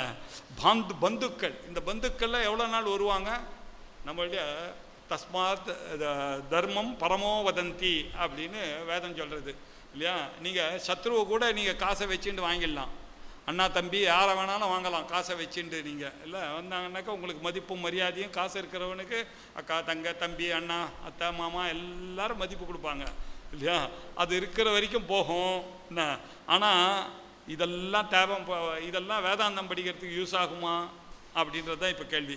சர்வமே தத் ஹி ஜாத்தம், இப்படி எல்லாம் இவை எல்லாம் சர்வம் ஏதத் சர்வம் இவை எல்லாம் ஜாத்தம் ஹி எனக்கு வந்துடுத்தே சார் அப்படின்னா ஒன்றும் பிரயோஜனம் இல்லைன்னு. மனஸ் குரோரங்கிரி பத்மே மனச்சேன்ன லக்னம், அந்த குருவனுடைய பாதத்தில் போய் உங்களுடைய மனசானது போய் அங்கே நிற்கலைன்னாக்கா ஈடுபடாமல் போயிடுச்சுன்னா இதெல்லாம் இருந்து இந்த கலத்திரமோ தனமோ புத்திர பௌத்திரங்களோ கிரகமோ பாந்தவர்களோ இதெல்லாம் இருந்து என்ன சார் பிரயோஜனம் அப்படின்னாரு.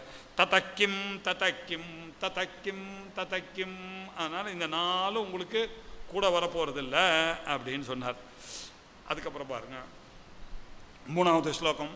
ஷடங்காதிவேதோ முகே சாஸ்திர வித்யா கவித்வாதிகத்யம் சுபத்யம் கரோதி மனச்சேன்ன லக்னம் குரோரங்கிரி பத்மே ததக்கிம் ததக்கிம் ததக்கிம் ததக்கிம். ஷடங்காதிவேதோ, இவர் தர்மசாஸ்திரங்கள் நிறைய படிச்சிருக்கார், வேதம் படிச்சிருக்கார். அவருக்கு தான் படித்த வேதத்தை மேலே ஒரு ஈகோ, அவருக்கு நிறைய படிச்சுவிட்டாராம் அவர் இல்லையா. அவர் என்ன நினச்சிட்டு இருக்கார், நான் ரொம்ப படிச்சுவிட்டேன் அப்படின்னு. நான் அவனை விட நான் கிரமாந்தம் அத்தியனம் பண்ணியிருக்கேன் அப்படின்னாரு. கிரமாந்தம் தானே, நான் ஜடமே படிச்சிருக்கேன், நான் ஜடாந்தம் நான் பண்ணியிருக்கேன்னா. இன்னொருத்தர் வந்தார், கணம் வாசிச்சிருக்கேன் சார், நான் கணப்பாட்டி சார் அப்படின்னாரு.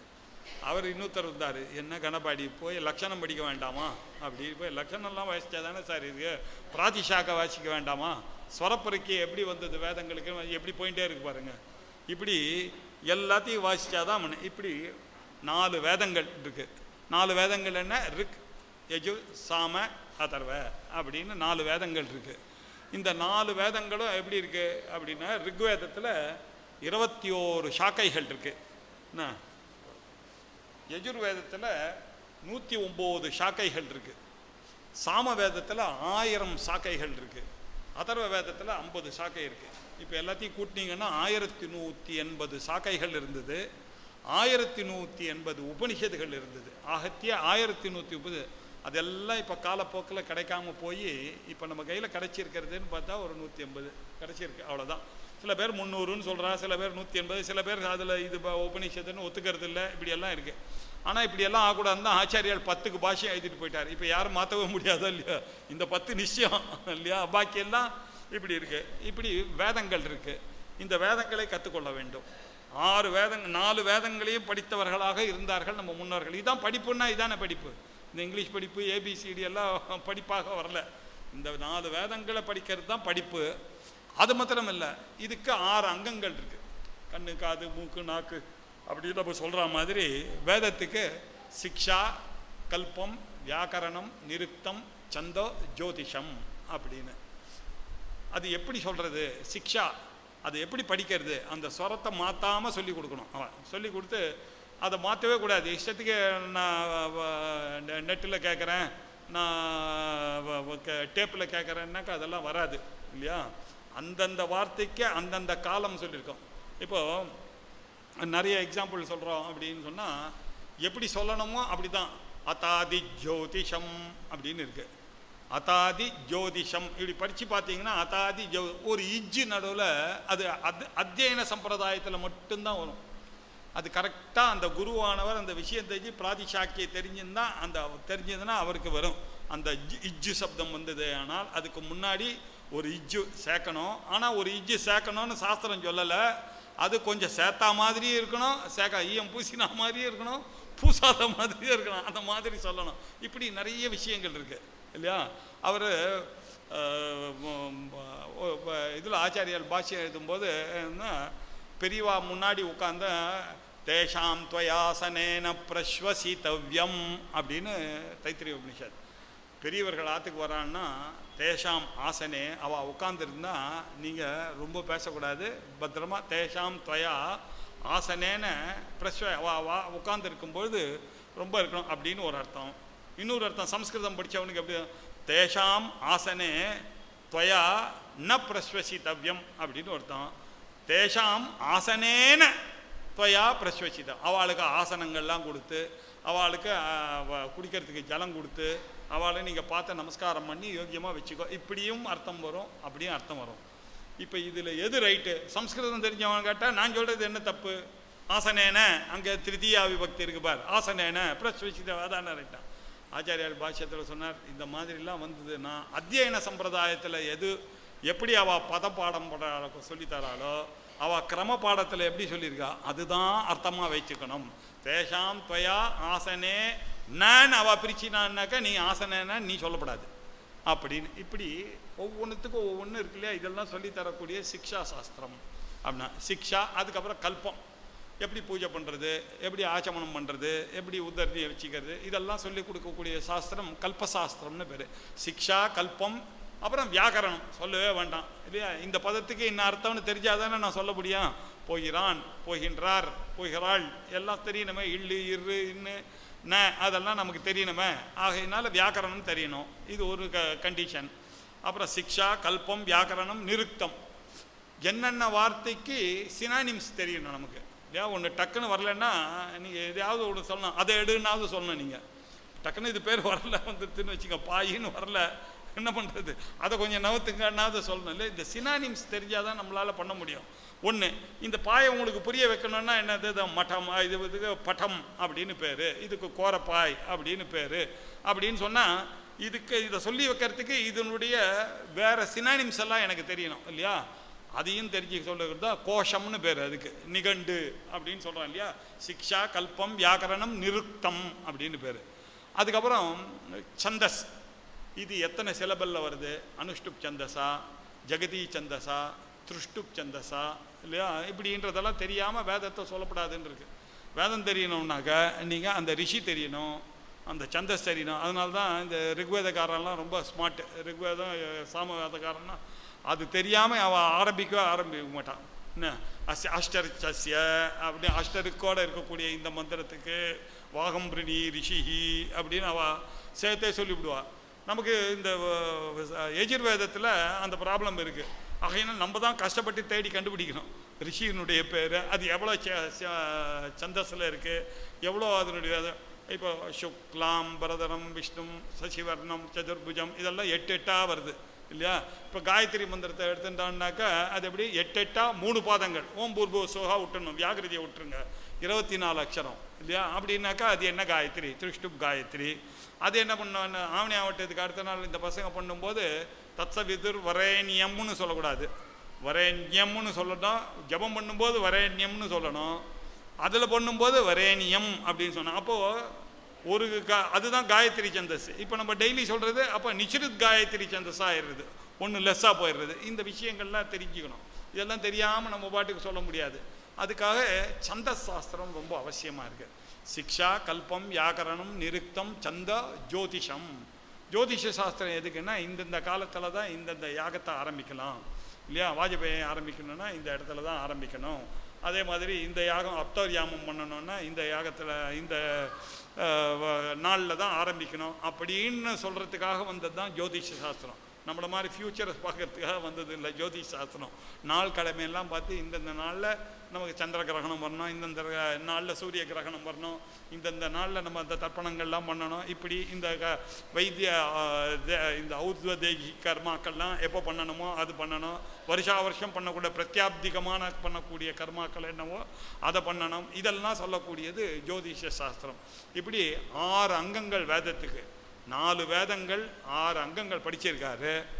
ஆனால் வேதாந்தம் கிடையாது,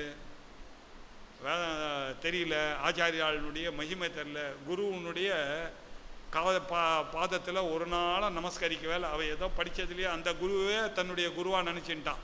இந்த சிக்ஷை கற்றுக் கொடுத்த குரு, வியாக்கரணம் கற்றுக் கொடுத்த குரு, இந்த தர்க்கம் கற்றுக் கொடுத்த குருவே குருன்னு நினச்சின்ட்டான்.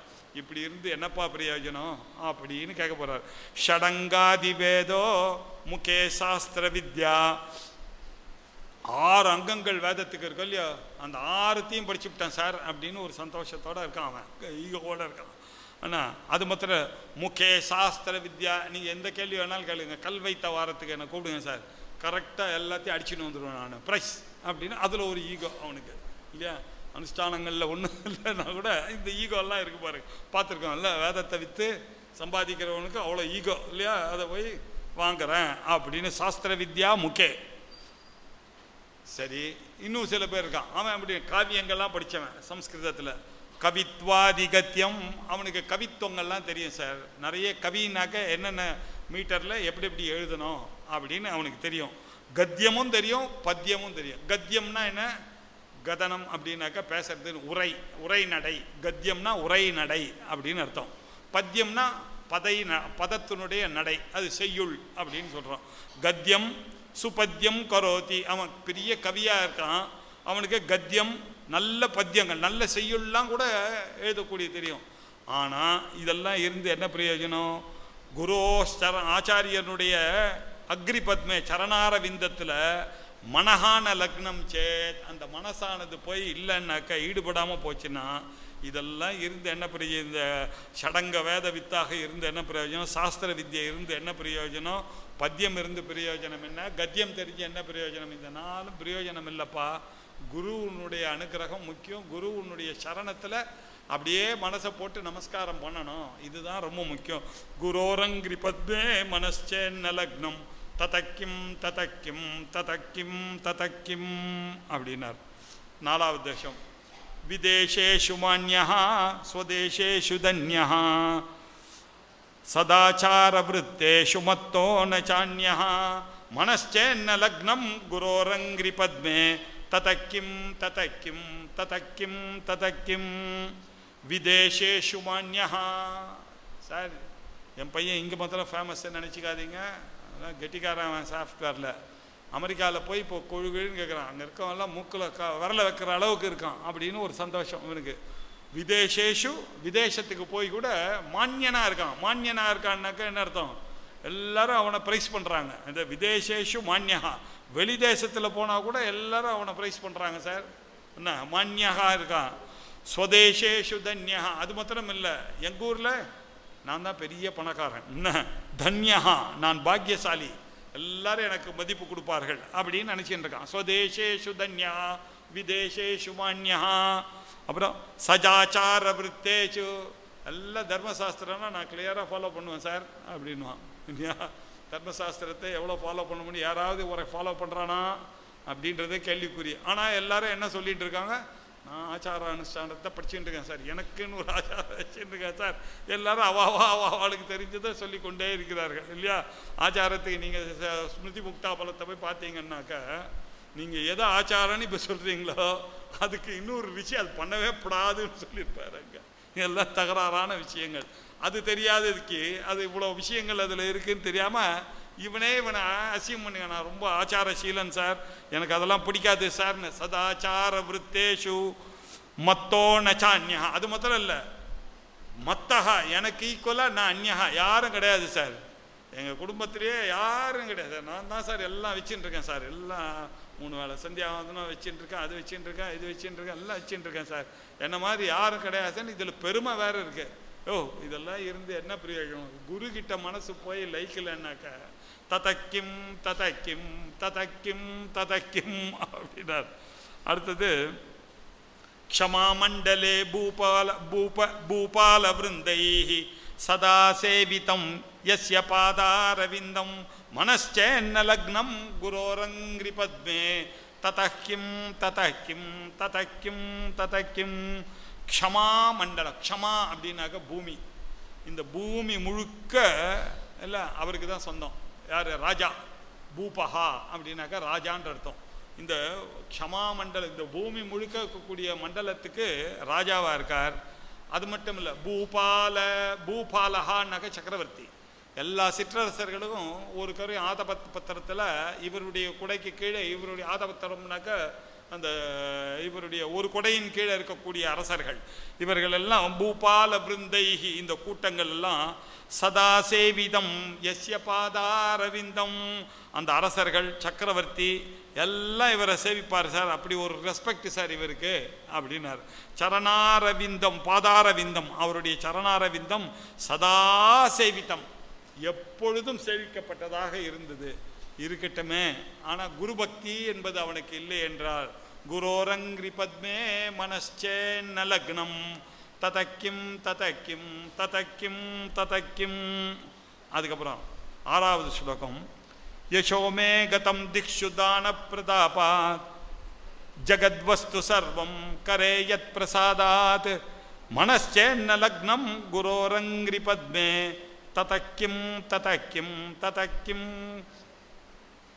யசோமே கதம் திக்ஷு இல்லையா, தான பிரதாபாத், என்னுடைய தானத்தினுடைய மகிமை நான் எவ்வளோ தெரியுமா கொடுப்பேன் சார். யார் வந்து கேட்டாலும் கொடுப்பேன். யாராவது கேட்டான்னாக்க என்னுடைய சேலரியில் 10% நான் கொடுத்துருவேன் சார் அப்படின்னு ரொம்ப பெருமையாக தானம் பண்ணுறார் இல்லையா. அப்படி பண்ணாதான் அவருக்கு மரியாதை. எல்லாம் 4-5 கொடுத்தாதான் நீங்கள் உற்சவத்துக்கு போனான்னாக்கா அவருக்கு மரியாதை எப்படி வரும்? அவர் கொடுத்த காசுக்கு தான் அங்கே மரியாதை. வாங்க வாங்க அப்படின்னு கூப்பிட்றான் இல்லையா.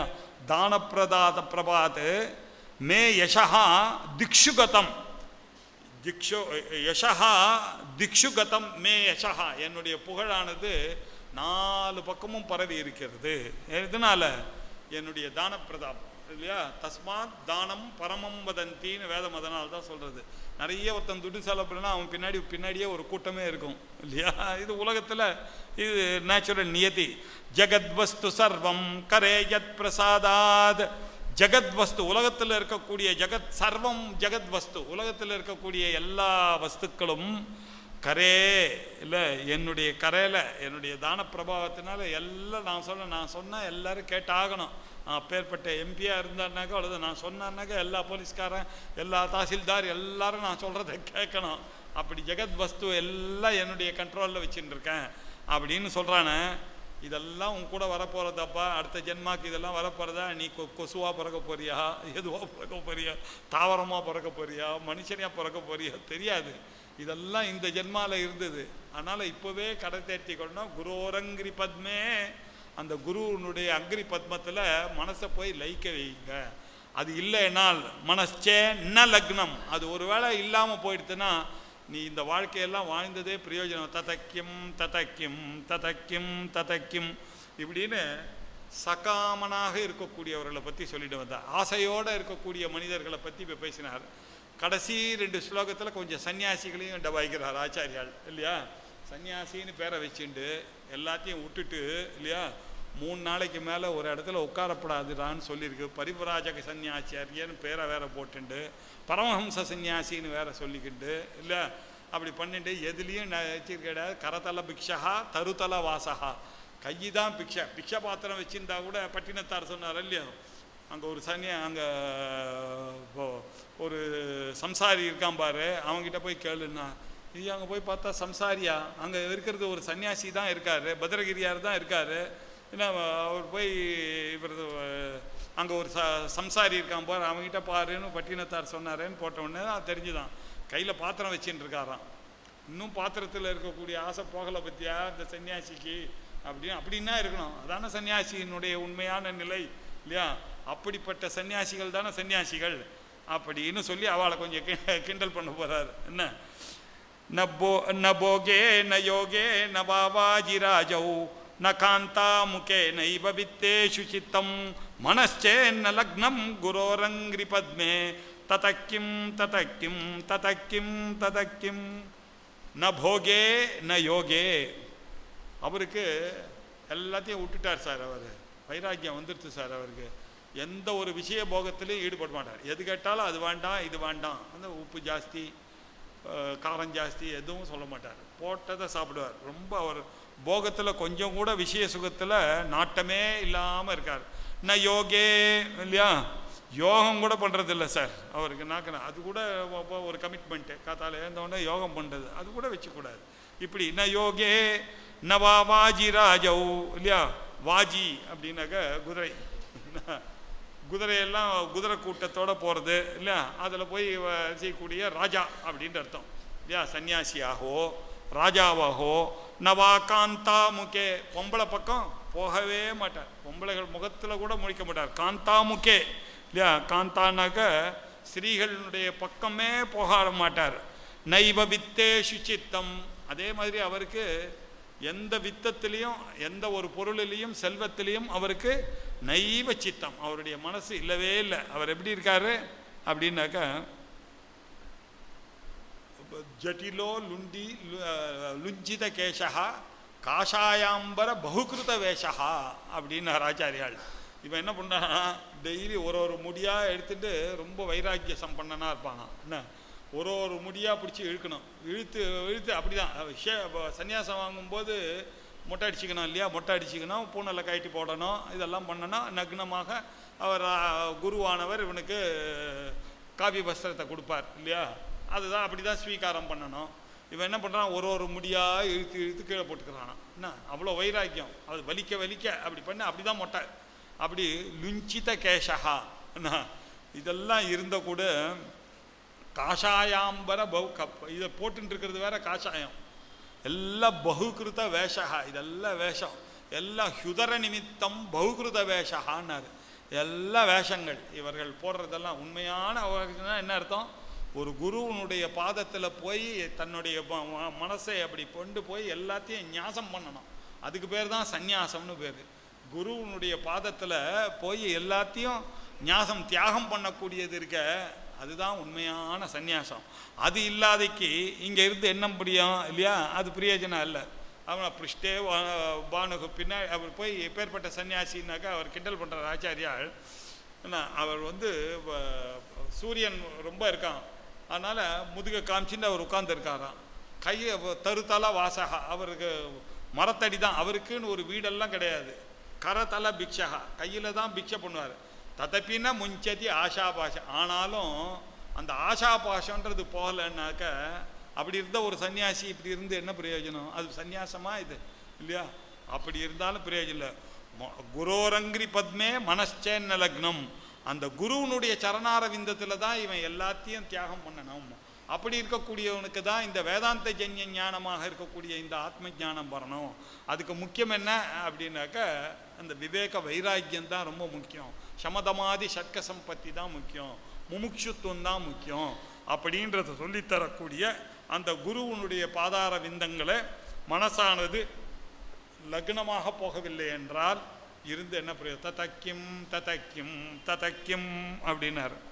அப்புறம் இன்னொரு சன்னியாசியை கிண்டல் பண்ணுறார்.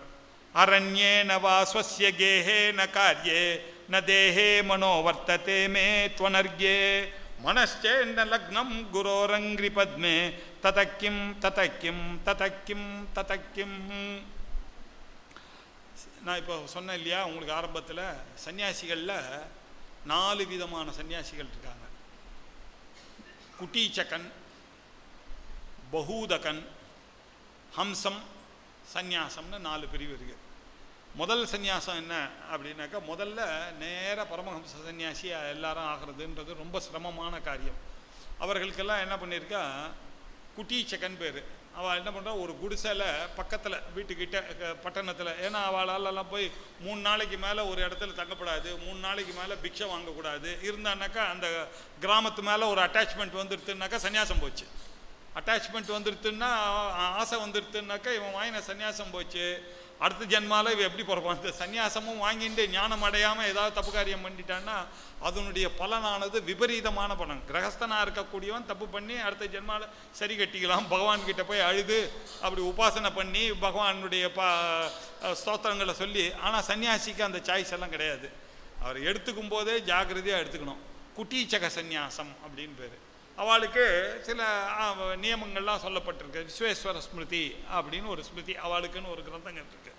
அதில் இந்த ஜாபால சந்நியாச உபனிஷத்துன்னு நீங்கள் போய் பார்த்தீங்கன்னா ராமகிருஷ்ணா மிஷன் புக்கெல்லாம் போட்டிருக்கோம்.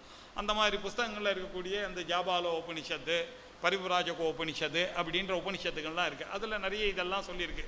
அவள்லாம் எப்படி விபூதி போட்டுக்கணும், அவள் எப்படி இது ருத்ராட்சத்தை போட்டுக்கணும் அப்படின்னு சொல்லி. இப்படி குட்டீச்சக சன்னியாசி குடிசையில் வாழலாம். அவள் சாதாரணமாக சன்னியாசி, பெரிய சன்னியாசியாக இருந்தால் எங்கேயும் வானந்தான் அவளுக்கு கூரை இல்லையா. கையை அப்படி வச்சுன்னு தான் பண்ணமே தவிர இந்த வஸ்திரத்தை போட்டுன்னு உட்கார்றது அதெல்லாம் உத்தமமான சன்னியாசிக்கு அழகில்லை. அப்படிப்பட்ட சன்னியாசிகள் குட்டீச்சகனுக்கு சில எக்ஸம்ஷன்லாம் கொடுத்துருக்கு. நீ அப்படிலாம் இல்லைன்னா கூட பரவாயில்ல, உன்னுடைய பையனோ உன்னுடைய ரிலேட்டிவோ யாரோ பக்கத்தில் இருக்கா, அவள் உங்களுக்கு சாப்பாடு எடுத்துகிட்டு வந்து கொடுப்பா. அப்பப்போ நீங்கள் பாட்டுக்கு உட்காந்து ஆத்ம ஞானத்தில் உபனிஷத் படிச்சுட்டு ஆச்சாரியர் பாஷ்யத்தை படிச்சுட்டு சௌக்கியமாக இருங்க நீங்கள் அப்படின்னு ஒரு காவி வஸ்திரத்தை போட்டுக்கங்க. 2 கூட போட்டுக்கலாம் இல்லையா. ஒரு வஸ்திரம் இல்லைன்னா கூட 2 வஸ்திரம் கூட போட்டுக்கலாம் அப்படின்னு சொல்லியிருக்கு. இப்படி குட்டீச்சகன். இன்னொரு விதமான சன்னியாசி என்ன சொல்லியிருக்குன்னா, இது கூட ரொம்ப அட்டாச்மெண்ட் ஆகிடுது சார், இதிலிருந்து கொஞ்சம் தப்பிக்கணுன்னாக்கா நீங்கள் நிறைய ரூல்ஸ் அண்ட் ரெகுலேஷன் பகூதகனுக்கு இருக்குது. 3 வேளை நதியில் போய் ஸ்நானம் பண்ணணும். அதுக்கு தோதாக இருக்கக்கூடியதான ஒரு குளம் இருக்கிற இடத்துல போய் பகு உதகம் இருக்கக்கூடியது. பகு அப்படின்னா ஜாஸ்தி, உதகம்னா தண்ணி. பகூதக சன்னியாசியாக இருக்கணும்னாக்க இப்படி இந்த குளங்கள் அப்படி மாதிரி இடத்துல போய் உட்கார்ந்துட்டு நீங்கள் அங்கே போய் உங்களுடைய ஆத்ம சாதனத்துக்கு எந்த ஒரு பாதகமும் இல்லாமல் அப்படி உட்கார்ந்துட்டு நீங்கள் சன்னியாச வாழ்க்கையை வாழலாம் அப்படின்னு 2வது பகூதகன் அப்படின்னு பேர். அதுக்கப்புறம் ஹம்ச சன்னியாசி. ஹம்ச சன்னியாசின்னா என்ன அர்த்தம்? இதுக்கு மேலே அவர்கள்லாம் என்ன பண்ணலான்னா பூஜை புனஸ்காரங்கள் இதெல்லாம் சிஷ்யர்களின் பொருட்டு வைத்துக்கொள்கிறேன்னு அவள் சங்கல்பம் பண்ணிக்கணும். அந்த சன்னியாசம் எடுத்துக்கும் போது நான் இவாளோட வைத்துக்கொள்கிறேன், எனக்கு இந்த தண்டத்தை நான் வச்சுக்கொள்கிறேன், எனக்கு மனசு காயம் வாக்கு இது 3 நன்னா வரணுன்றதுக்காக திரிதண்டியோடு வைத்துக்கொண்டு இந்த சந்நியாசத்தை நான் வாங்கி கொள்கிறேன் அப்படின்னு சொல்லி வாங்கி கொள்ளக்கூடியது ஹம்ச சந்நியாசி அப்படின்னு. இதுக்கு மேலே வசதியாக இருக்கக்கூடியது பரமஹம்ச சந்நியாசி. அதுக்கு எக்கச்சக்க ரூல்ஸ். அவள் என்ன பண்ணோம், இந்த எல்லாருக்கும் சிராதத்தை பண்ணிட வேண்டியது முன்னாடி முதல்ல அவன் சின்ன வயசுலேருந்து 7 வயசுலேருந்து இன்னி வரைக்கும் விடாமல் சந்தியாவந்தனம் காயத்ரியை பண்ணின்னு வந்திருக்கான். அவங்ககிட்ட போய் நீங்கள் காயத்ரியை பிடுங்கிறதுன்றது சொத்தை கூட நீங்கள் பிடிங்கலாம், என்னுடைய மயிரை என்ன வேணாலும் நீங்கள் பிடுங்க, ஆனால் எங்கிட்ட அந்த காயத்ரியை மாத்திரம் பிடிங்கிட்டிங்கன்னா அடுத்த நாள் நான் வெஜிடபிளை விட மோசமாக போயிடுவேன் ரோட்டில் அப்படின்னு. அப்படி ஒரு வேல்யூ அந்த காயத்ரிக்கு. அந்த காயத்ரியை விடுறதுக்கு அவனுக்கு மனசே வராது இல்லையா.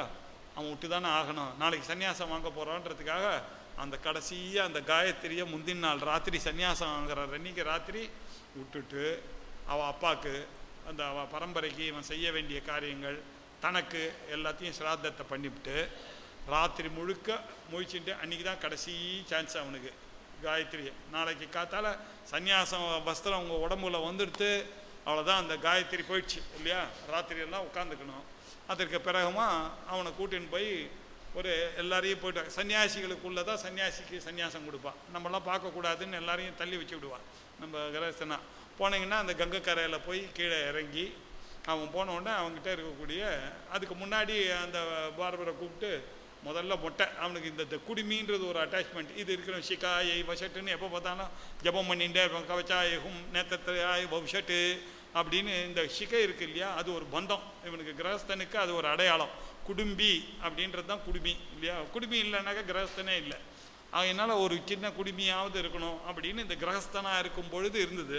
இப்போ இவ்வளோ நாள் குழந்தை ஆத்துக்காரி அம்மா அப்பான்னு இருந்தவன் இதை விட்டுட்டு போகணும் அப்படின்னாக்கா இதை ஒரு பெரிய சாக்ரிஃபைஸ். இது இருக்கிற வரைக்கும் அவனுக்கு அது பண்ணணும், சந்தியாவந்தனம் பண்ணணும், அது பண்ணணும்,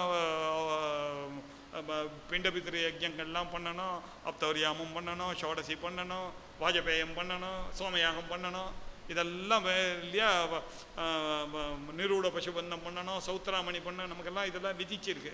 நிறைய பேருக்கு தெரியாது. 40 சம்ஸ்காரங்களில் நம்ம சீமந்தம் கல்யாணம் வரைக்கும் பண்ணிவிட்டு அந்த அஷ்டபிரதம் முடிஞ்சவொன்னே முடிச்சிடும்.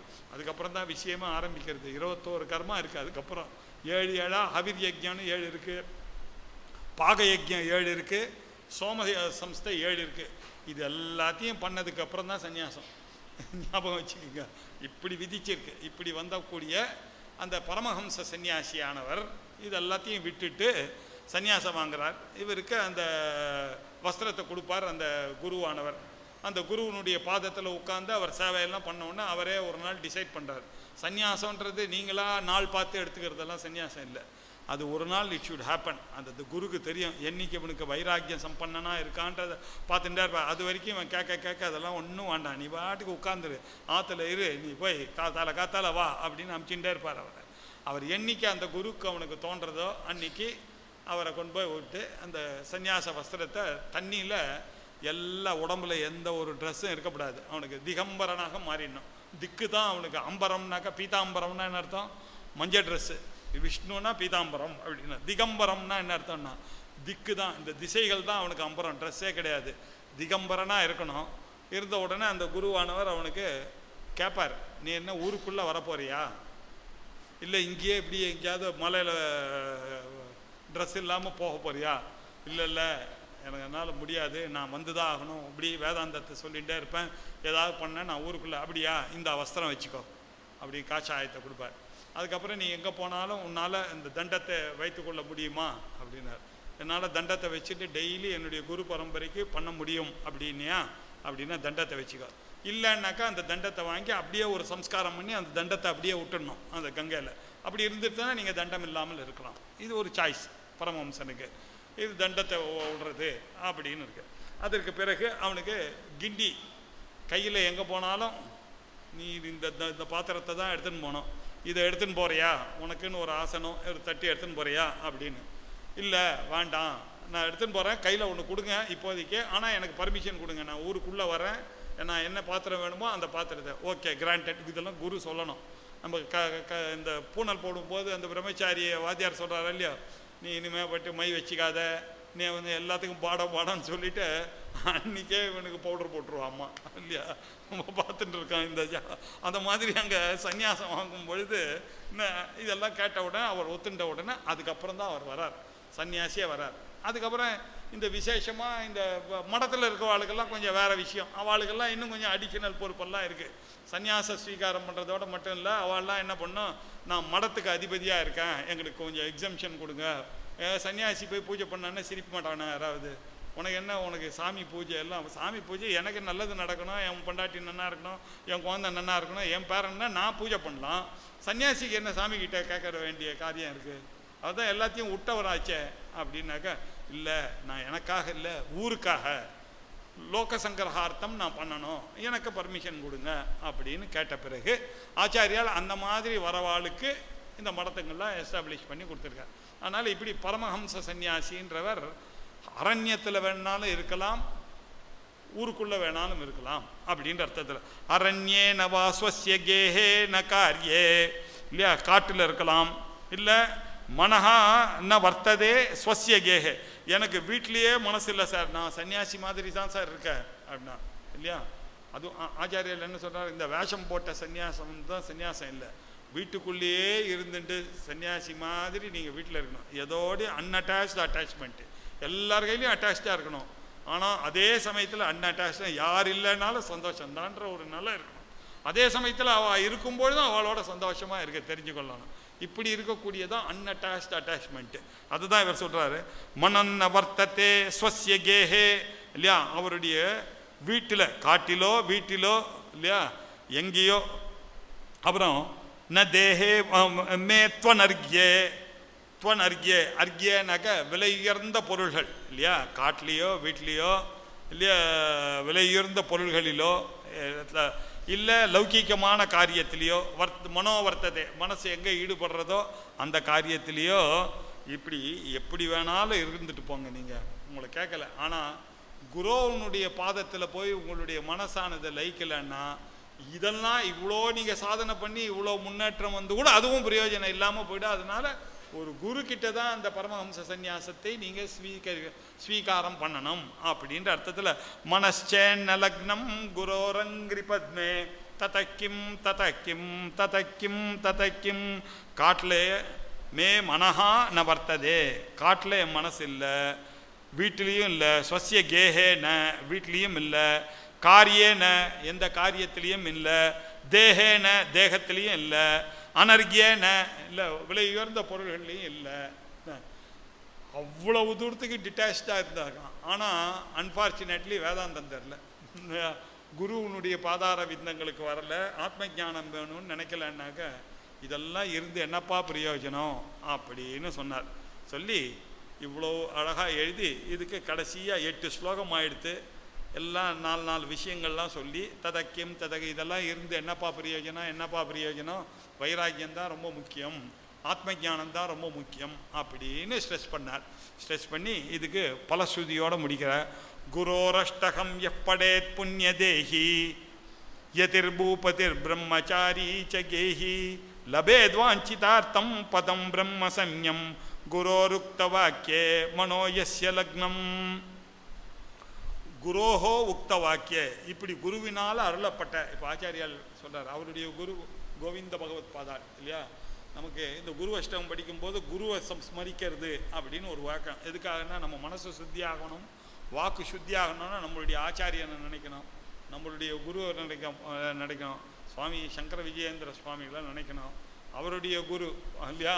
அவர் யாருக்கு அந்தேவாசியாக இருந்தார், ஜெயேந்திர சம்யமீந்திரானாமாக இருந்த அந்த குருவனுடைய அவருடைய அந்தேவாசியாக இருந்தவர். அவர் எங்கே இருந்தார், நம்ம எல்லாரும் இன்றைக்கி போற்றக்கூடிய அந்த சந்திரசேகரேந்திர சரஸ்வதி அவர் எங்கே இருந்தார் அப்படின்னாக்க நாராயணம் பத்மபூமம் வசிஷ்டம் சக்திம் ச தத்புத்திர. நாராயணத்தில் ஆரம்பித்து அது இன்னி வரைக்கும் எங்கள் ஆச்சாரியன் கேட்டு வந்து என்கிட்ட வரைக்கும் இந்த போது எப்படி வருது, நாராயணம் அவர்கிட்டேருந்து பிரம்மா கிட்ட போச்சு பத்மபூமம், நாராயணம் பத்மபூமம் வசிஷ்டம், அதுக்கப்புறம் வசிஷ்டர்கிட்ட அவருடைய மானச புத்திரன், அதுக்கப்புறம் வசிஷ்டம் நாராயணம் பத்மபூமம் வசிஷ்டம் சக்திம் அவருடைய புள்ள சக்திம், தத்புத்திர பராசரன் அவருடைய பராசரருக்கு அப்புறம் அது வியாசருக்கு வந்தது.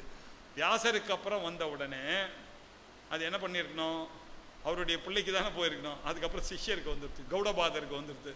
அதுக்கப்புறம் கௌடபாதர்கிட்டேருந்து எங்கே வந்து கோவிந்த பகவத் பாதாளுக்கு வந்தது. கோவிந்த பகவத் பாதாள்கிட்டேருந்து எங்கே வந்தது அப்படின்னாக்க நம்ம ஆதிசங்கராச்சாரியாருக்கு வந்தது. அதற்கப்புறம் அவருக்கு 4 சிஷ்யர்கள். அவர் யார், தோடகர், ஹஸ்தாமலகர், பத்மபாதர், அப்படி சுரேஸ்வராச்சாரியார், வார்த்திகக்காரர்னு இப்படி வந்து அப்படி வந்தது அஸ்மதாச்சாரிய பரியந்தாம், நம்மளுடைய ஆச்சாரியன் வரைக்கும் இல்லையா. நம்மளுடைய எங்களுடைய குரு இருக்காருன்னா அவரை ஸ்மரிக்காமல் இருக்க முடியாது. கோடா வெங்கடேஸ்வர சாஸ்திரி அவருடைய குரு இஞ்சிக்குள்ளை ஜெகதீஸ்வர சாஸ்திரியார் பெரியவாளுக்கு பாடம் எடுத்தவர் இல்லையா. இப்படிப்பட்ட பரம்பரையில் வந்து அந்த குரு ஸ்மரணம் ரொம்ப அவசியம். இப்படி யார் ஒருத்தன் இந்த குருவை நினைத்து அவருக்கு நமஸ்காரம் பண்ணிக்கிறார்களோ, குரோரங்கிரி பத்மே மனச்சேன் ந லக்னம் ந லக்னம்னு சொல்லிட்டு வந்தார் இல்லையோ. இப்போ சொல்கிறார் அப்படி மனசானது லக்னம் ஆயிடுத்துன்னா அதையும் சொல்லணும் இல்லையோ. அப்படி நீங்கள் உண்மையிலேயே குரு பக்தியோடு இருந்துட்டே ஆனால் அது என்ன ஆகும் தெரியுமோ இல்லையோ அப்படின்னு சொல்கிறார். குரோரஷ்டகம் எப்படேத் புண்ணிய தேஹி யதிர்பூபதிர் பிரம்மச்சாரி சகேஹி ஜபே லபேத்வாஞ்சிதார்த்தம் பதம் பிரம்ம சம்யம் குரோருக்த வாக்கியே மனோயஸ்ய லக்னம். குரோஹோ உக்த வாக்கியே, இந்த குருவினால் உபதேசிக்கப்பட்ட இந்த வார்த்தைகள்லாம் எஸ்ய மனஹா லக்னம், யாருடைய மனசானது இதெல்லாம் புரிந்து கொண்டு அந்த குருவனுடைய பாதார விந்தங்களை போய் லயித்து கொண்டு இருக்கிறதோ, யஹா புண்ணிய தேகி, அவன்தான் புண்ணிய தேகி, புண்ணியாத்மா. ஏன்னா குருவனுடைய மகிமையை அறிந்தவனாக பூர்வ ஜென்ம பலனுடைய அதிர்ஷ்டத்தினாலும் அவன் அப்பா அம்மா அவனுடைய வளர்ப்பினாலையும் இந்த ஜென்மாவில் அவனுக்கு இந்த விஷயங்கள்லாம் அவனுக்கு தெரியறது, அந்த குருவனுடைய மகிமையெல்லாம் அவனுக்கு தெரியறது. இப்படிப்பட்ட அவன் யஹா குரு அஷ்டகம் படே, இப்படிப்பட்டவன் இந்த குரு அஷ்டகத்தை படித்தானேயானால், அப்படிப்பட்டானோ அவன் யாராக வேணாலும் இருக்கட்டும். யதி அப்படின்னா சன்னியாசி அப்படின்னா யதிராஜ் அப்படின்னு சொல்லுவாள் இல்லையா. யதி அப்படின்னா யதிராஜ்னு தமிழில் எழுதிடுவோம், யதிராஜ் இல்லை யதிராஜ். யத்தினாக்க பிரயத்தனம் பண்ணுற, ஆத்ம ஞானத்துக்கு யத்தனம் பண்ணக்கூடியவர்கள் யதி. யதினா என்ன அர்த்தம்? ஆத்ம ஞானத்துக்காக குடும்பத்தை எல்லாம் விட்டவர் அப்படின்னு அர்த்தம். யதிவா பூபதிர், அரசனாக வேணாலும் இருக்கலாம் இல்லையா, சன்னியாசியாக இருக்கட்டும், அரசனாக இருக்கட்டும், பிரம்மச்சாரியாக இருக்கட்டும், கேஹி, கேஹினா கிரகஸ்தனாக இருக்கட்டும் இல்லையா, கிரகத்தில் இருக்க வேண்டானா யாராக இருந்தாலும் சரி, யதியாக இருக்கட்டும், பூபதியாக இருக்கட்டும், பிரம்மச்சாரியாக இருக்கட்டும், கிரகஸ்தனாக இருக்கட்டும், இந்த ஒரு குரு அஷ்டகத்தை படித்தா லபேத் வாஞ்சித அர்த்தம். உங்கள் மனசில் என்னென்னா ஆசைப்பட்டு கொண்டு இதை படிக்கிறீர்களோ எல்லாம் இந்த உத்தமமான குரு உன்னுடைய மகிமையானது என்னன்னா, ஈஸ்வரனுக்கு நீங்கள் பூஜை பண்ணிகிட்டே வந்தீங்கன்னா அதிர்ஷ்டமாக உங்களுக்கு 4 காசு கிடைக்கும். வேறு என்ன கிடைக்கும்? பகவானுடைய பூஜையினால் அதிருஷ்டமான பணங்கள் கிடைக்கும். திருஷ்டமான பலன் கிடைக்கணும்னா அவரை பார்க்கணும். அவரை பார்க்க முடியுமோ? கண்ணாலையும் காதாலையும் காக்க முடியுமோ அவர்கிட்ட? அவர் என்ன பண்ணார்? பகவான் என்ன பண்ணார்? குரு ரூபமாக உங்களுக்கு வந்துட்டார். இப்போ என்ன ஆச்சு? பரமேஸ்வரனுக்கு என்ன பூஜை பண்ணுறீங்களோ அதை குருக்கு பண்ணால் அதிர்ஷ்டத்துக்கு அதிர்ஷ்டம் உங்களுக்கு வந்துடுது. கூட அவர் என்ன பண்ணுறார்? உங்களுக்கு சொல்லியும் கொடுக்குறார், சாஸ்திரத்தை சொல்லி கொடுக்குறார். அப்போ திருஷ்டமாக சாஸ்திரம் வேறு எனக்கு வந்துடுது. சாஸ்திரம் வந்ததுன்னா எனக்கு என்ன வருது? என்னுடைய ஆத்மாவானது எனக்கு தெரியறது.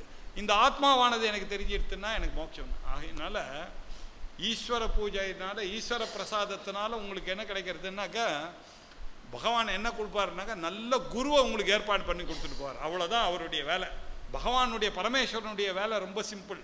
நீங்கள் டெய்லி அவருக்கு பூஜை பண்ணிகிட்டே இருந்தால் உங்களுக்கு நல்ல சரியான சமயத்தில் உங்களுக்கு ஒரு நல்ல குரு வந்து சேருவார். அந்த குரு வந்து சேர்ந்த உடனே அவருக்கு நீங்கள் பூஜை பண்ண ஆரம்பித்தா அந்த குருவனுடைய பிரசாதம் இல்லை, அவன் அருளாலே உங்களுக்கு என்ன கிடைக்கும்? குருவனுடைய அருளால் சாஸ்திரத்தினுடைய சிக்னிஃபிகன்ஸ் உங்களுக்கு தெரிஞ்சிடும். வேதாந்தத்தினுடைய சாஸ்திரத்தினுடைய சிக்னிஃபிகன்ஸ், சாஸ்திரத்தினுடைய சிக்னிஃபிகன்ஸ் உங்களுக்கு தெரிஞ்செடுத்துன்னா ஆத்மாவை பற்றி நீங்கள் தெரிஞ்சுன்றீங்க.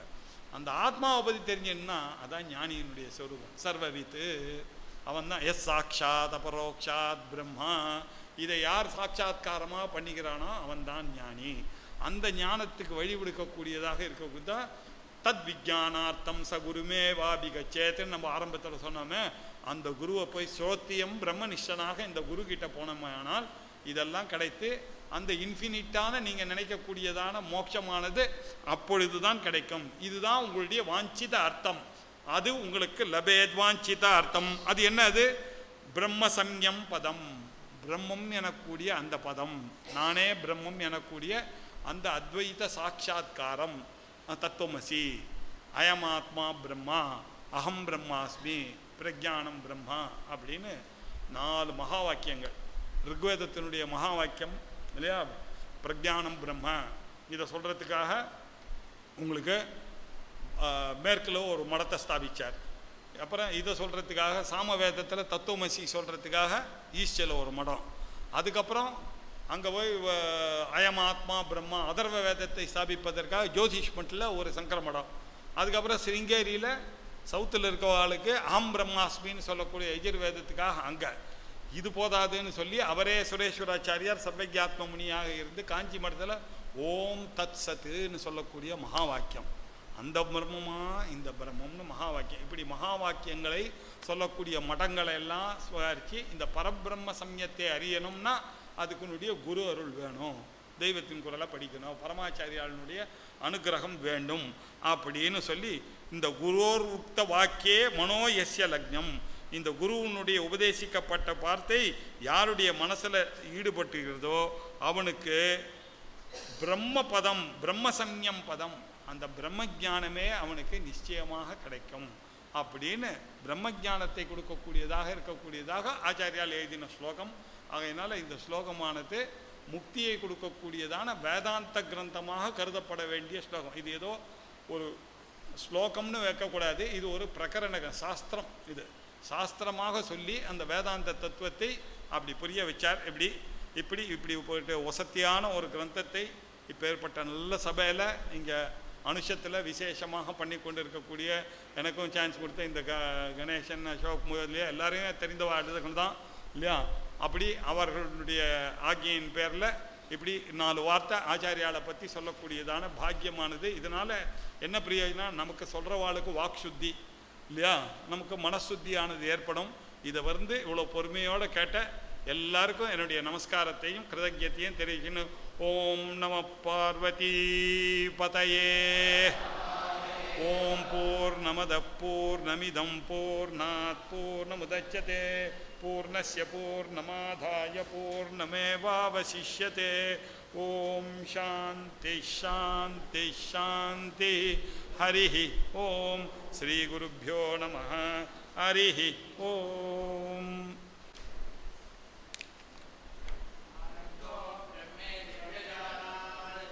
आनन्दाध्येव खल्विमानि भूतानि जायन्ते आनन्देन जातानि जीवन्ति आनन्दं प्रयन्त्यभिसंविशन्तीति सैषा भार्गवी वारुणी विद्या परमे व्योमन् प्रतिष्ठिता.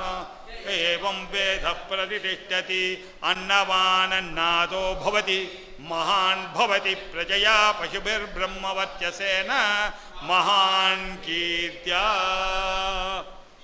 तृप्तोऽस्मि वाभिश्च संस्थिरस्तु समस्त सन्मङ्गलावाप्तिरस्तु. स्वस्ति प्रजाभ्यः परिपालयन्तां न्यायेन मार्गेण महीमहीषाः. गोब्राह्मणेभ्यः शुभमस्तु नित्यं. लोकाः समस्ताः सुखिनो भवन्तु.